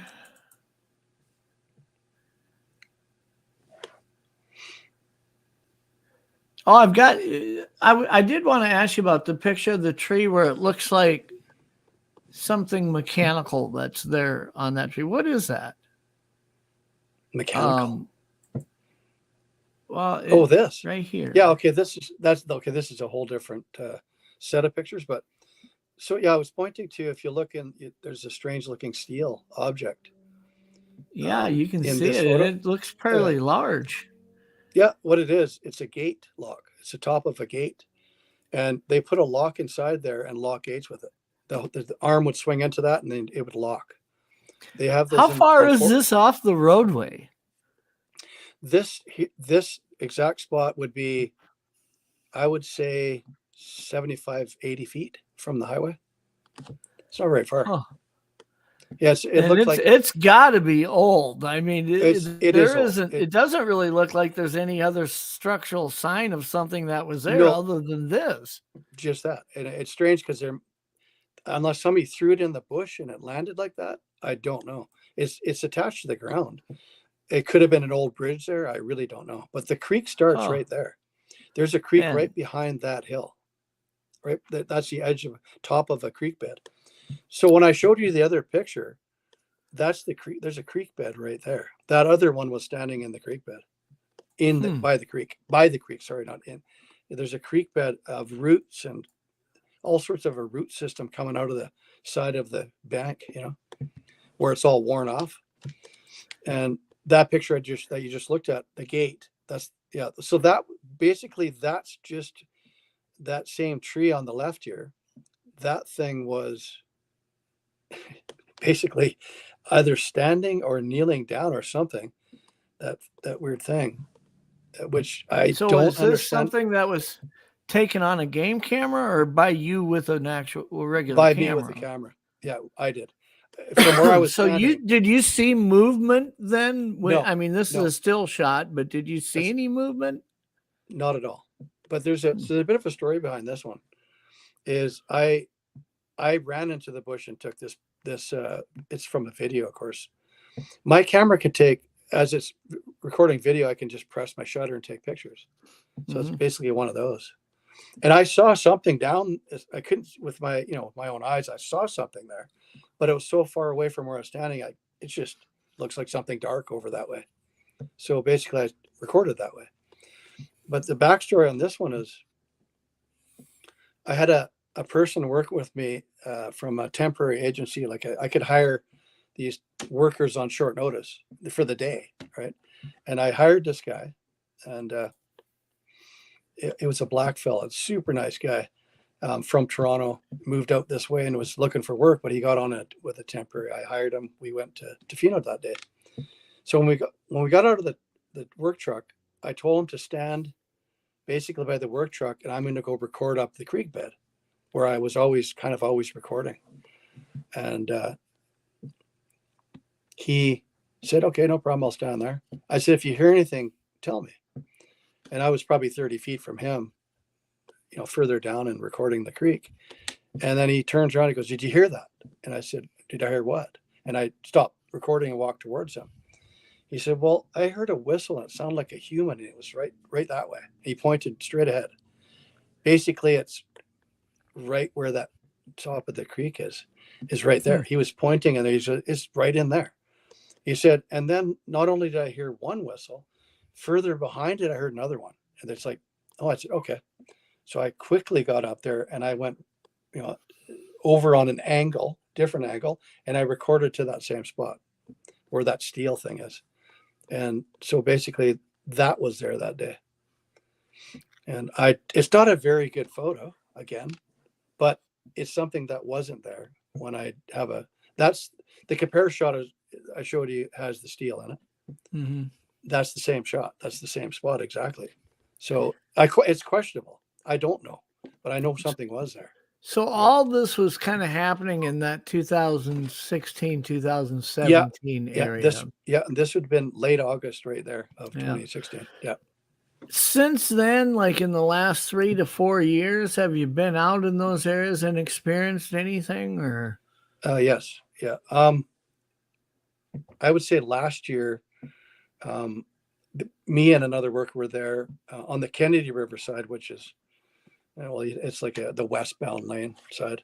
Where actually there's another subject in a tree that's that side, and I did hear, and so did my coworker. We got growled at, and it was a low growl out of the woods. My work partner freaked right out for a minute, got scared because he had never heard, and I don't know what it was, but I know it growled at us, right? So he wanted to leave when we got growled at. So, but that was just last year. But it's hard. That place changes every year. The growth changes every winter, and there's a lot of snowfall there, and the trees fall down, and there's broken trees from windstorms, and things are always changing in there. So it looks a bit different every year, right? This year it's really thick. It's amazing how much difference snow load can create, not just in, the branches of healthy trees, but how it actually compresses deadfall and things like that. I mean, and the erosion that takes place when things are melting and running down to the creek, and how just the, a thatch layer of pine needles can almost be gone depending what season you're looking at that ground, Yeah. Every spring it looks different. There's trees missing. Sometimes you see trees missing. I've kind of gone there so many times and looked and recorded in the same spot. There's 3 spots I record consistently, and always watching for something that might be watching me, right? Well, you were telling me how, you don't consider yourself somebody who goes out for 2, 3, 4 days at a time. This is in close vicinity to where you spend a lot of time working. So over a lunch break, you might spend a half an hour or an hour in an area, and then a couple of days later, go back out for a half an hour or an hour. It's exactly what it is. You're just camping there for 3 days waiting for something. Yeah. And I've been, there's sort of different degrees of listening to the woods. You hear branches breaking. I heard whistling quite a bit in 2016. There'd be a whistle that would happen, and you'd hear it reverberate around. I'd hear sometimes 2. Normally always on the riverside, on the westbound side. How would you describe the whistle? Does it like incline pitch, or is it kind of steady, or? It kind of sounded the same kind of note, but it was almost like I said squeal too to other people. It sounded like a squeal or a really loud whistle. I couldn't figure out, because it's reverberating around in the toward down where the river is. But it's clear and loud, but it's either a squeal or a whistle. And when you've heard it, is there any inclination that this could be caused by an avian species, by a bird species, or did it just not feel like that was the case? Because it would have sounded, at first my mind would say it sounded like somebody squealing really loud, like a squeal sound. And then I thought, maybe it's a whistle really loud, somebody putting their fingers together and whistling loud. But there's no one there. So that would happen mostly on the riverside. And I heard it probably about, I would say, 3 different occasions, 3 different dates type thing. And I thought it was in the 2016 range, you're saying? Yeah, it was mostly, the whistles are squeal. I call them squeals too. 2016. Yeah. So that was the same window, so to speak, that you were seeing what you felt were tracks and things like that. I mean, it was kind of all in that same, 2-year duration, so to speak. Yeah, it was. Yeah, so there was one instance that there was degrees of like, okay, I heard that, and kind of scratch your head and go. And the weird thing is, I would always miss recording them. I don't know, I just wasn't sharp enough to put a recorder on and keep it recording. But I had, I'd have a camera with me, hoping I could record something, but audio I would always miss those things. I heard rock clacking a lot. There would be rocks clacking. It's like, wow, okay, that was pretty loud rock clacking. And then it would be in two different spots. It's like, okay, that's oddness. I recorded one instance of rock clacking on my trail cam. There was some wind blew the camera on, and then I heard the clacking. And so I recorded that. I also recorded something else where there was rock clacking, and it really sounds like rocks. Right? So It definitely, the audio recording, you sent me an audio recording that's 15 seconds, that in the first 2 seconds of it, there is a vocalization followed by a muted kind of vocalization. And then there's about a 10-second duration of silence before it sounds like something is interacting, hitting or knocking over the audio recorder. Where was this at, and what's kind of the backstory of that recording? Okay, that was Mount Benson. It's actually called Blackjack Ridge. It's on the back side of Mount Benson, which is close to Nanaimo. I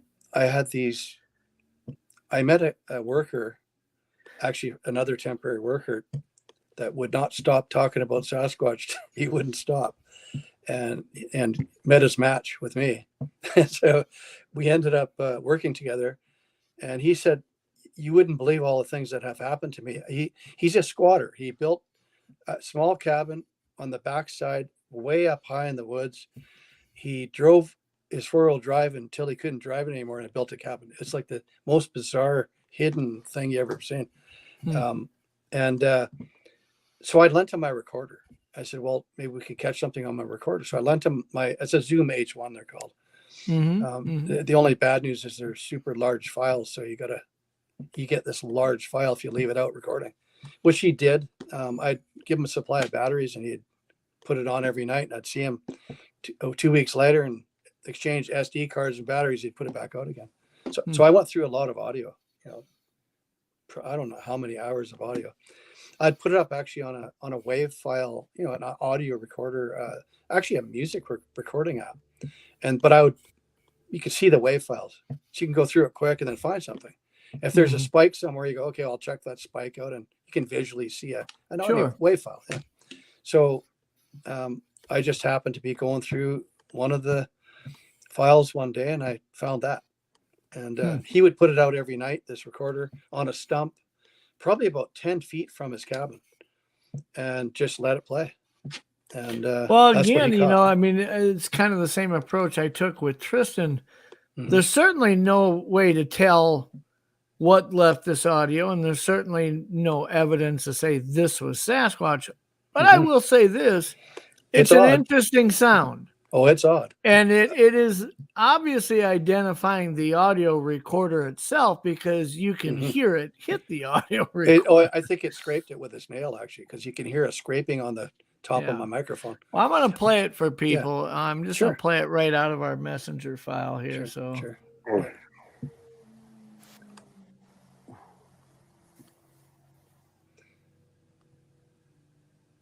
Play it.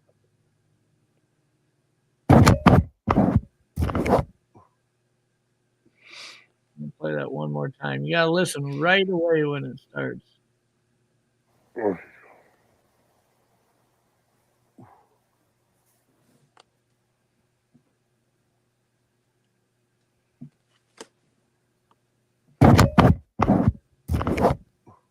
Now I'm going to play the beginning vocalization that is amplified. You hear that original kind of but it's followed a couple seconds later by a like a softer little grunt right after it. So, and you can hear it well in this where it's amplified, and I think it repeats itself. So you're going to actually hear it twice in the track. Right. I did that on purpose.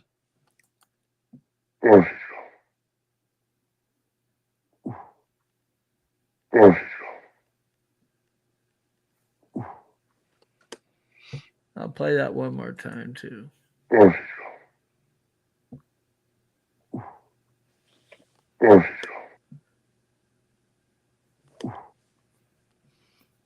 It's interesting. So here's what I did. Because I had that audio and I had listened to it, and I thought, wow, that's weird. What a strange sounding. It sounds like the word OSHA, right? So what I did was the fellow that had the cabin, his name's Dan. Dan came to my house and he gave me that SD card with the audio on it from my Zoom. And so when I played, before I played it, I said, Dan, say this, ready? Do this sound as low as you can sound. Make this sound with your voice. What's the lowest note you can talk out? And he went, oh. I said, lower than that. Oh, well, he couldn't go past a certain frequency. I said, good. Now I'll show you the video, because I wasn't sure if he did it. It's such a strange sounding voice. Yeah. So I kind of eliminated him out of there. Well, I like that approach. Eliminate the source. Right? Yeah, because I wanted to know if he was playing a joke on me. Because that so two-part, two-part vocalization, the second part of it, I would say is just basically a guttural exhale. That sound. But the first part, there seems to be a phonetic of some sort to it, like it's oish, oish. OSHA. It sounds like OSHA. OISH. Yeah. It's really odd. And not to say that an animal certainly couldn't make that sound. It's just, I've heard, archery hunting bears. Well, they're digging in barrels of glazed donuts and whatever else you put out there to attract them. I've heard them make all kinds of sounds. I haven't heard one walk up to a camera and make that sound and then interact with the camera itself. Now, actually, it was a Zoom audio. I shouldn't say Zoom. Yeah. I will say that bears are notorious for their scent, and if you handle a camera or an audio recorder and put it out there, if you ate a ham sandwich in your pickup truck an hour earlier on your way there, it probably can smell it. They're pretty good at that. But typically if they smell something like that, it isn't that they tap it or scratch it and walk away. They'll usually start chewing on it and slobbering on it. And really, I've had plenty of game cameras get destroyed. I've never had one capture a bear's face and audio for just a few seconds and then it's gone. The couple of times I've caught that on a game camera, it seems intrigued by it and smelling something, and it's there for a while. I mean, it isn't just 9 seconds and gone. The other thing is, I think a bear, if it was a bear would be, you'd hear the breathing, and because it's that stereo recorder is pretty amazing. It picks up really good audio. Yeah, I'll play that audio again, because that you do bring up an interesting point.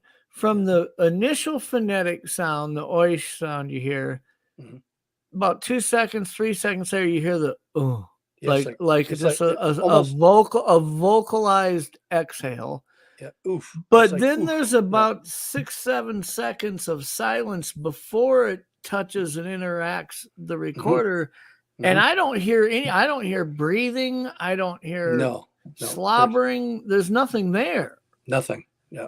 So I'll play that again one more time, because that is interesting. Again, I'm not saying that it proves anything, but it seems like if it was a bear, you'd kind of hear it, the sounds that it would make. But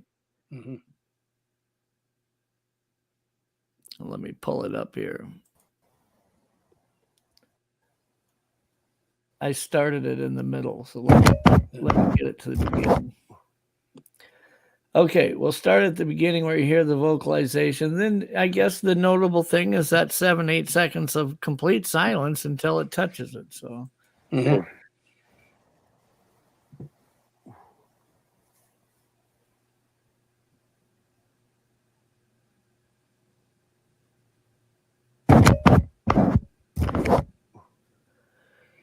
Yeah, there just doesn't seem to be anything audibly present. For that 8-second stretch, really. Yeah, and there, weird. And the other thing too is the little oof sound is at the very end after scratching it. It does it again, right? Little oof right after scratching. Play that. Yeah, play it again and listen to the second, just after the scratch. Yeah.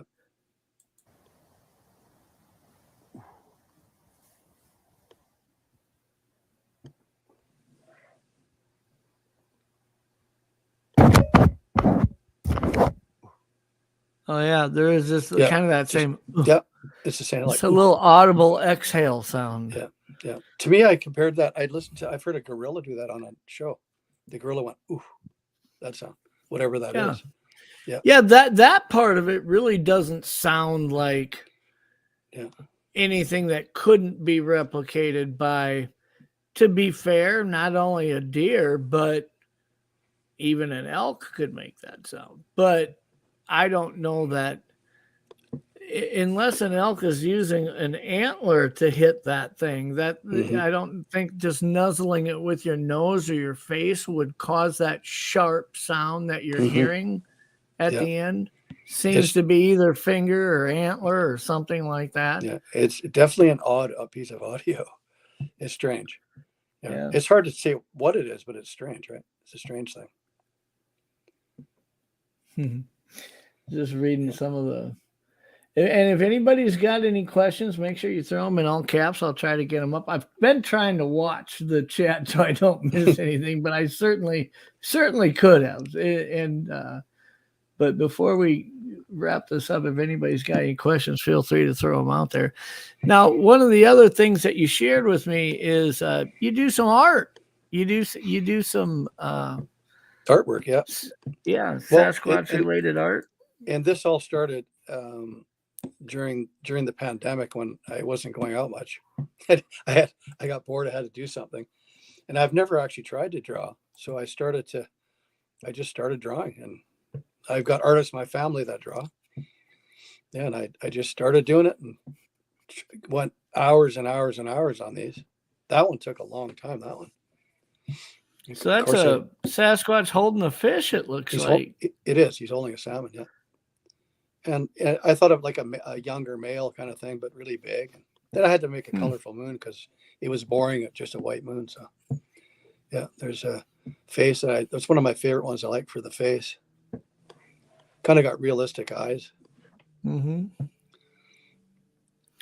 It captures well what me and Joe and Jay have all kind of when we compared kind of the descriptives that we used in what we saw, that skin kind of not having any gloss or sheen. It looks like dry dirt. I mean, it's like that grayish black dried matted dirt with and it looks cracked, like chapped lips all over. And you kind of capture that pretty well there. Yeah, that's intentional for sure. And I do listen to a lot of people's reports, and I thought, if I just start drawing and it comes out like that, right? Yeah. I keep going until it's finished, and I don't even know where it's leading me to. I just start drawing, adding everything in there, and yeah, it's pretty cool stuff. This is interesting because you got your main subject here, but if people are able to see that in the background, they're kind of everywhere. Yeah, a couple more back there. There's one down on the left walking by, if you can see that too. Left middle there. Yeah, see it? He's walking past that tree. Yeah. Oh yeah, I made it interesting for just it's nothing simple. You got to keep looking around to see stuff, right? So is that working on stuff like that to you? Does that feel like kind of a stress reliever, just kind of a almost a therapeutic type experience to be able to be creative like that? Exactly. And I don't even do landscapes or anything. I've tried and I didn't like it. So because I guess we didn't talk about that, but I did see a Sasquatch with my own eyes at one point with another guy. It's kind of funny because it was kind of boring. It sounds funny, but I tried to get a shot of it and I couldn't. And I had a terrible shot when I had a camera with me too. But I'll tell that story if you want. It's real quick. Yeah, I'd love to hear. Okay, so it was in the late August of 2016 again. And I had another worker with me that was a temporary that I kept for about a month. That guy, his name was Chris.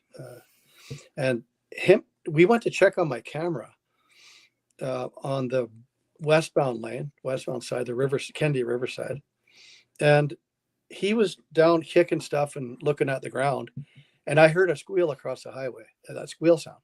And I went, it was faint, but I did hear it. And across the road was our truck, her work truck. And Did behind you it, hold on, Pat? Did you Yeah. recognize that sound from when you've heard Yes, that in yeah, the past? yeah, I mean, did it that's- sound familiar? oh to yeah, it was that squeal whistle sound I mentioned. Hmm. And I heard it and went, oh, so I asked him, Chris, I say, did you hear that? He goes, hear what? He was busy kicking the ground and looking down. And I said, well, look, something squealed that way. So we walked out of the tree line, looked across past our truck, and there was a tall, skinny, dark haired, but lighter face. It was looking a little bit lighter from where we were standing. Standing beside one of the trees that was directly behind the truck in the bush about, oh God, probably behind the truck would have been about 60 or 70 feet behind the truck. So we were across the highway from it, but both of us saw it. We were both staring at it going, oh, you see that? Yeah, we were both staring at it. It was just standing there completely still staring at us. And we knew it wasn't big. It was skinny and tall, but not, I didn't see any big shoulders. It looks like something tall and skinny. Not the body mass that you'd associate with most descriptions. That's right. And I saw it from probably halfway up its body. I didn't even see the legs. Where it was standing was down in the ground went down. So it was down lower than, so I don't know. I was really not sure the height, but when I walked in the bush later, I didn't go in there that day. I don't blame you. Yeah. Well, when I said earlier, I've had a couple of scares. Well, I had an extreme scare, but it wasn't that day. It was a different day. But that was my sighting. It was kind of boring because it was long ways away, but we saw a tall, skinny thing. And it was standing right next to a tree. I literally took a picture. It's not very good. Chris, the same guy, looked at me and then looked back again. So I'm looking at my camera, waiting for it to memorize the photo because it take a second to memorize it. Mm-hmm. Then I looked back up again and it's not there. And I said, Chris, did you see it move? He goes, no, I think I looked back at you. So we both didn't see it go back or hide or move away. Kind of sucked. Huh. So it's kind of a weird thing. But so tell me about the time when you were really scared. Okay, this is the worst thing that well, there was two, but this is one of the really bad ones.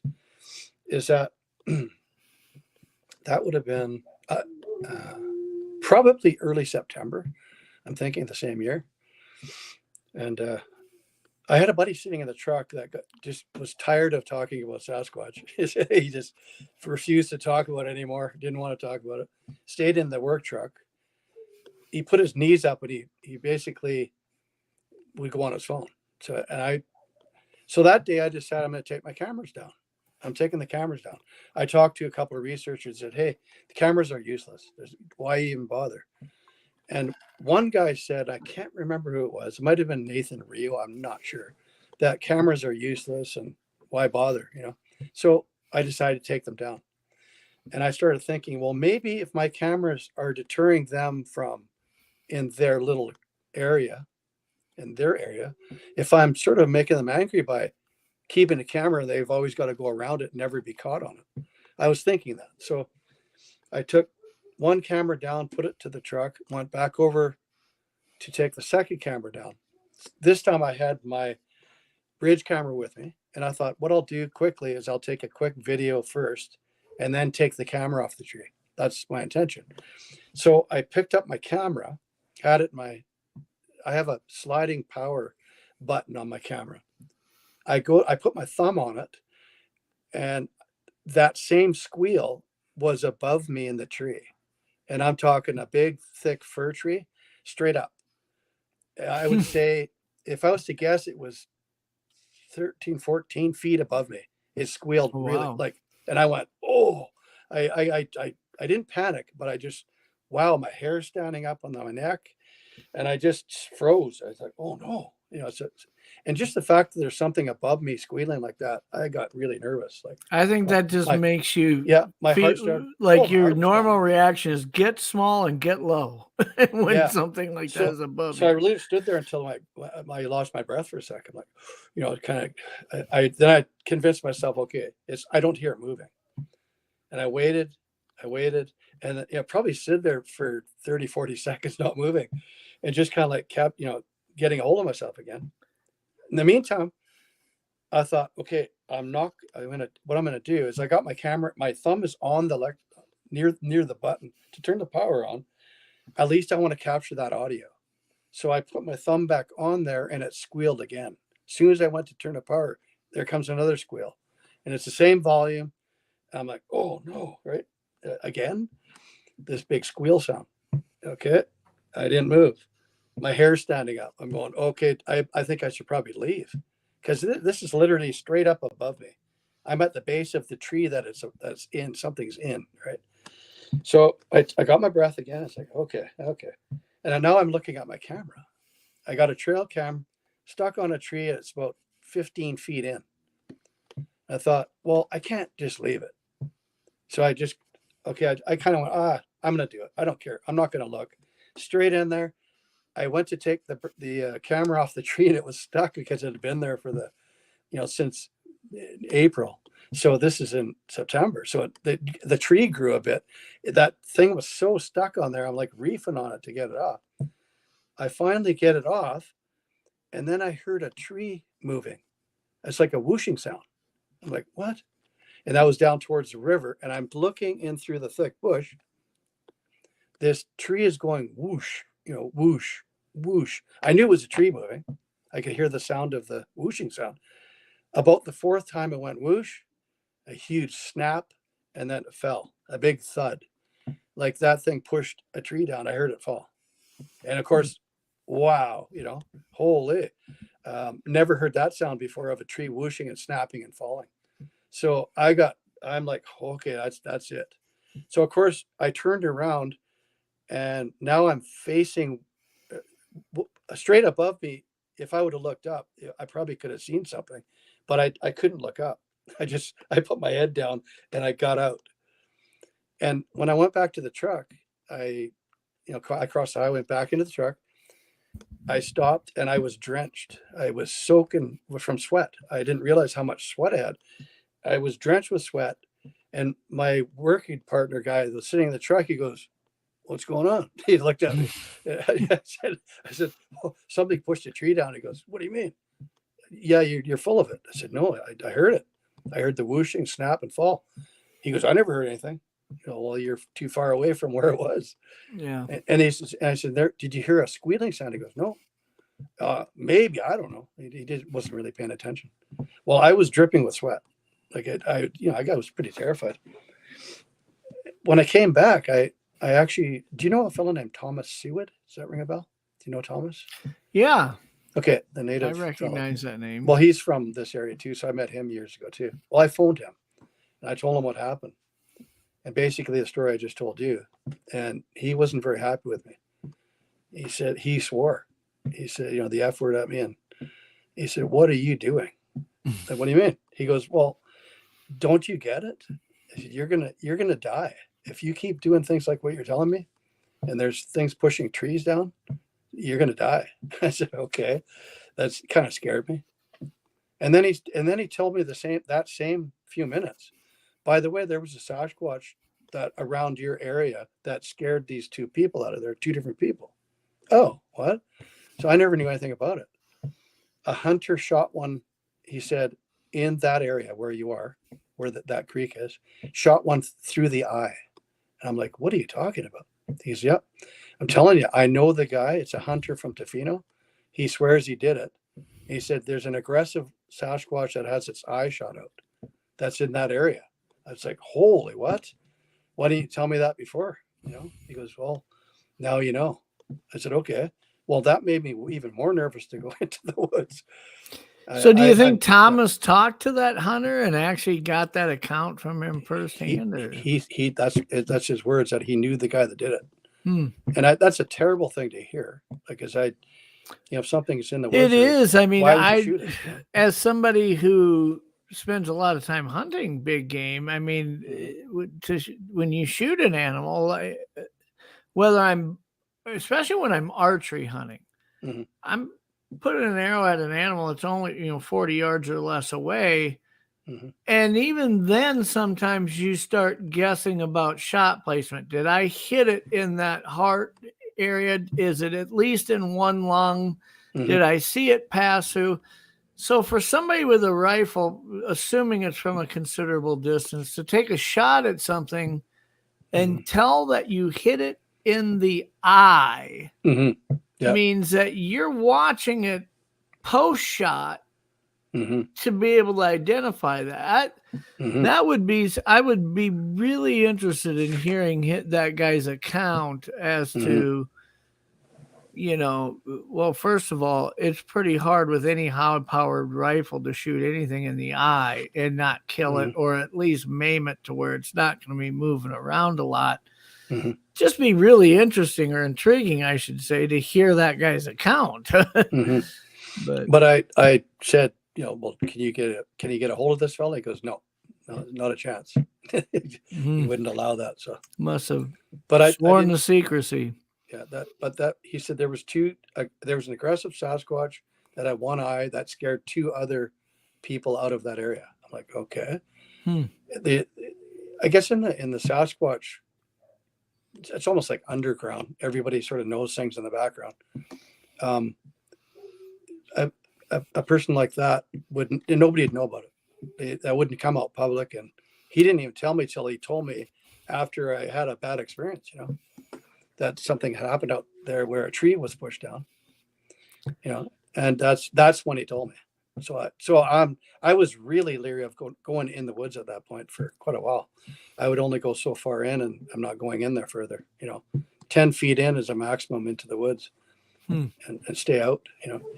But, no, I agree with you that there is kind of there's a tier of information that's shared among some people that never really gets outside of that loop. I mean, I could literally, I'd need more than two hands to count the number of times that I've been shown a picture, shown a video, somebody shared a detailed account of something with me, where I've been told afterwards, I don't want you to talk about this on the air. I don't want this discussed. I don't want, you know, and I try to be respectful of those things. I appreciate people sharing data with me of a video or a picture, but if they don't want it discussed, I'm not going to be the guy who, if there's anything that I've learned from Thomas Steenberg, it's that if somebody trusts you enough to tell you something or share something with you and then follows that up with, I would appreciate if you'd keep this just between us. Exactly. I keep it between us. I mean, and that's how Thomas got so good at those original gangsters, so to speak, of the of decades ago, like confiding in him and sharing the things with him because they knew that he wouldn't be spreading it around to each other. Yeah. But actually, John Bitternagel said a couple of really cool things to me the day I spent with him. That he said at every event that he's done, any kind of, you know, anything, when there's a lot of people and it's a summit type of a thing, he said there's always 2 people or 3 people sometimes in the back of the room that will come forward after everybody's gone. They wait until everybody's gone.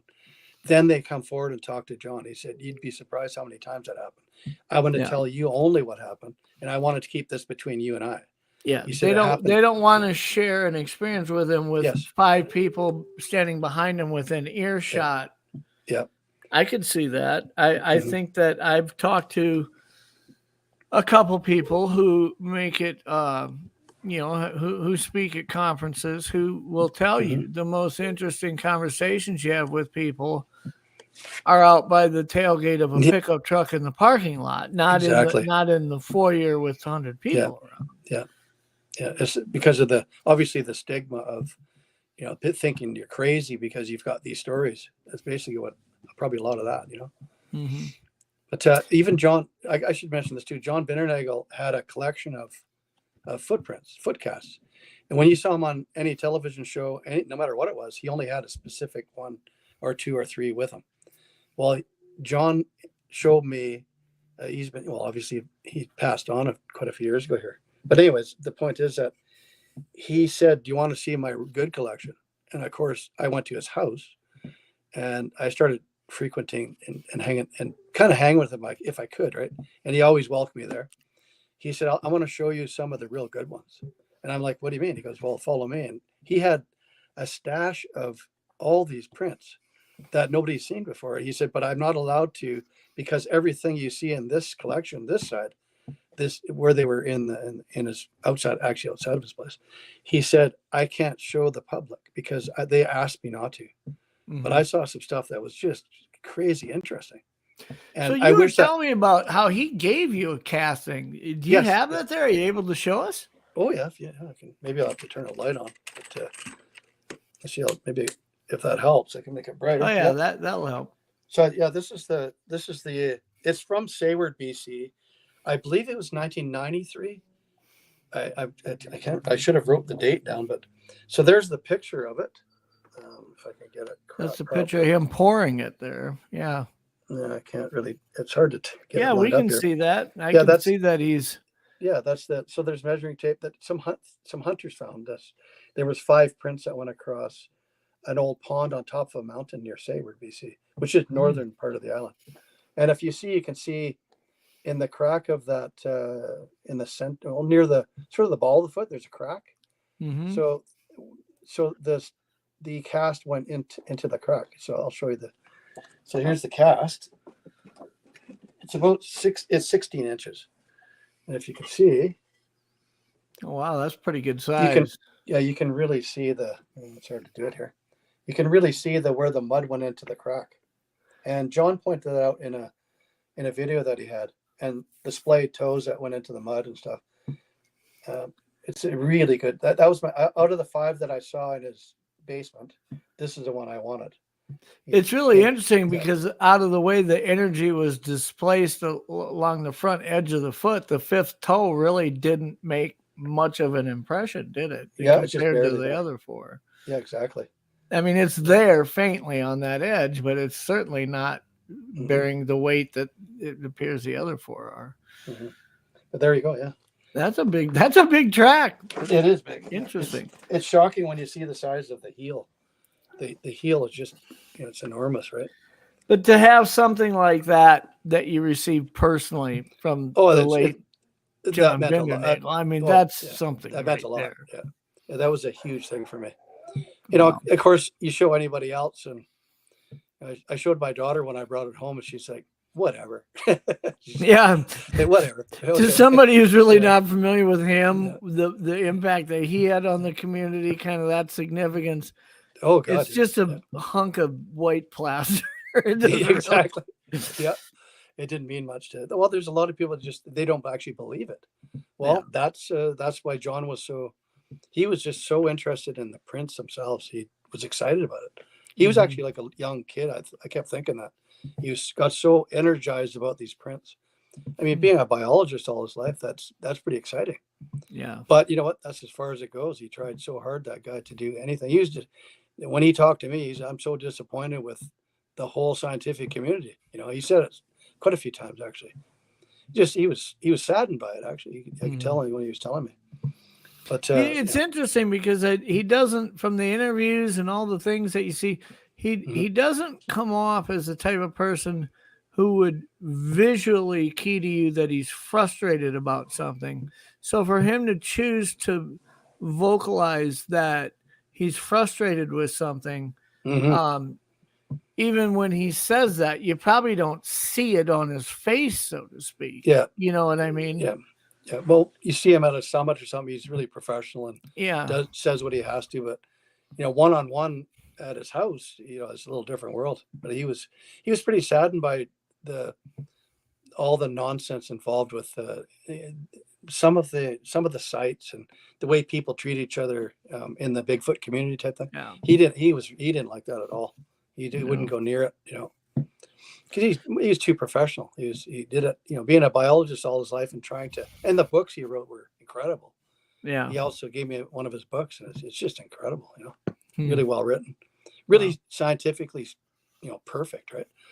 But he spent a lot of money on those books, and he didn't get it back, and a lot of people didn't even really look, It's kind of sad. I don't think anybody gets it back. I don't. I just wrote a book. I don't plan to really, like I say, I could probably make more in a week working at Taco Bell than I'll ever make on the sale of any book. And really, I think the purpose that most people write books, even the bigger names in this community, the well-known people in this community, who probably move a number of books when they write one, it isn't a big income earner for them, and they're just trying to capture a point of view or something that they feel is beneficial for the community to be exposed to. I don't think it's done as a, wow, I've got bills to pay, I better write another book, because they just don't they don't pay bills. They really don't.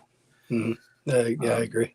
As an author, if you look at the publishing company, them fronting you the deal, them covering the cost to do everything, the distribution, the shipping, you take all the time to write a book, and every time one sells, you get $1.50, $2 off. I mean, look, unless you're Tom Clancy, you aren't going to get rich doing that in the Bigfoot world. Yeah, exactly. But, well, I tell you, Pat, I really appreciate you taking the time and joining us. I really enjoyed our conversation, and likewise. When you share your experiences and you share the data and the things that you came across, you do it in a real genuine way, and I really appreciate that. Yeah, thanks. We'll have to get you back on again at some point. I would look forward to that, but let's keep in touch. And if you run across anything else and that you end up getting calls about to come look at things like that, I'd love to hear about it. So actually, there's a couple more pictures I can send you too. I gave you some pictures. There's more. Yeah, maybe some other time. Yeah, we can do a part 2 at some point. I'd love to. Yeah. I quite enjoyed this. I've never done anything like this before, so it's been fun talking about it. Well, I think because of the area that you're in, what would really be cool is to find a couple other people who have had experiences in that area and whatnot, and maybe just do a show geographically. I'd like to do this with different parts of the country. Do a deal where maybe we bring Joe Schneider on and we talk about Western New York, and maybe get Mike Ann and a few people who have researched or had experiences in that area, and then maybe do one in British Columbia and get you and Leon and Thomas and a few other people to talk about that area specifically, and kind of approach 4 or 5 different areas of the country that seem to attract activity, or at least encounters. So. Yep. There's one fella that I definitely want to introduce to you. He lives in Campbell River, and I talk to him on a regular basis. He's probably had the most sightings I've ever heard of. Oh, I'd love to have him on as a guest. And stuff that I wasn't sure about, because when a person approaches you, you don't know them. Yeah. Sometimes you start to wonder, is this guy pulling my leg? Well, I'm not quite sure, and just to be honest, right? I'm not sure. I listening to him, and then I got details, and a lot of details. And I thought, holy, this guy knows some stuff. He's had some really interesting things. He's actually been face to face a couple times with 2 different ones, face to face, and not in a bad way. It really is a lot of that vetting and hearing about stuff like that really is in the backstory and the details, because if you go on the surface, I don't know how many times I've asked somebody, so have you had any encounters? And they come back and say, yeah, I've had 18 encounters. I'm like, oh my gosh, here we go. 18 encounters, but when you have somebody say, look, I've had multiple experience with them, maybe you don't start off really enthusiastic. You're looking at that saying, well, okay, tell me what's happened. But you come to learn that there's some integrity to the source, and the details and the body language and the things that are being displayed, the emotion as they're talking to you about it. Yeah, exactly. And you can kind of assign a higher degree of validity than maybe if you're reading all that in an email, Yeah. But at first, when somebody's telling you something that sounds so unbelievable, I was quietly questioning. I wasn't in his face or anything, but I couldn't believe what he was telling me. That he's a logger all his life, and ran into these things on the north part of the island. Has he ever and spoken anywhere on it, publicly about, Yeah, online somewhere about stuff? he did. I saw him online once. So he's about- open to it. Oh yeah, yeah. Yeah, you'll have to get me his contact info. I'd love to talk to him. Maybe I'll we'll actually get him on call the show. him maybe even tonight after the show. I'll give him a call and mention your name and talk about it and see if he'd be willing to talk to you, because you'd really enjoy it. He's I would enjoy it. Oh yeah, because he's the only guy I know that's stood in front of these things, right? If it's true, it's crazy. It's crazy good, right? And nice it'd be good for people to hear this, the crowd that's listening. Yeah. They can make up their own decision, of course.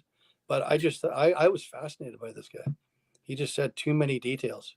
So, of course, I like to hear details when somebody's telling me, tell me everything. Tell me all the little details, It makes the story stronger, Yeah. But yeah. Anyway, let's keep in touch. Let's talk in Messenger, and I'll get his contact info from you and see if we can get him to come on the show. So sounds good. All right. Well, I appreciate you, Pat. Thanks so much for joining us tonight. You're welcome. And been nice talking to you. That was kind of fun. Yeah. I'd like to do it again at some point. Yeah, it would be. We'll do it again. Yeah. We'll see you later.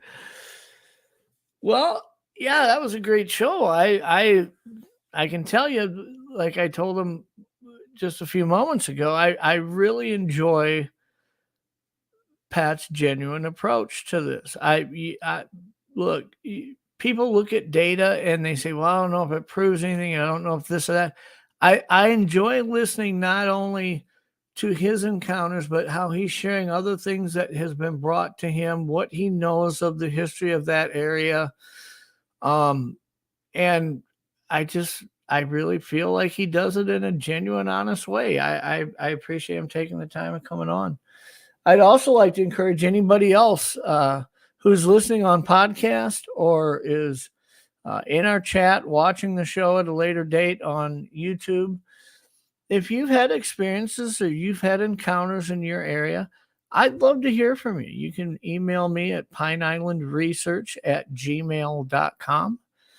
Or you can find me, Jeff Harding, on Facebook, and send me a message. I would love to get you on the show.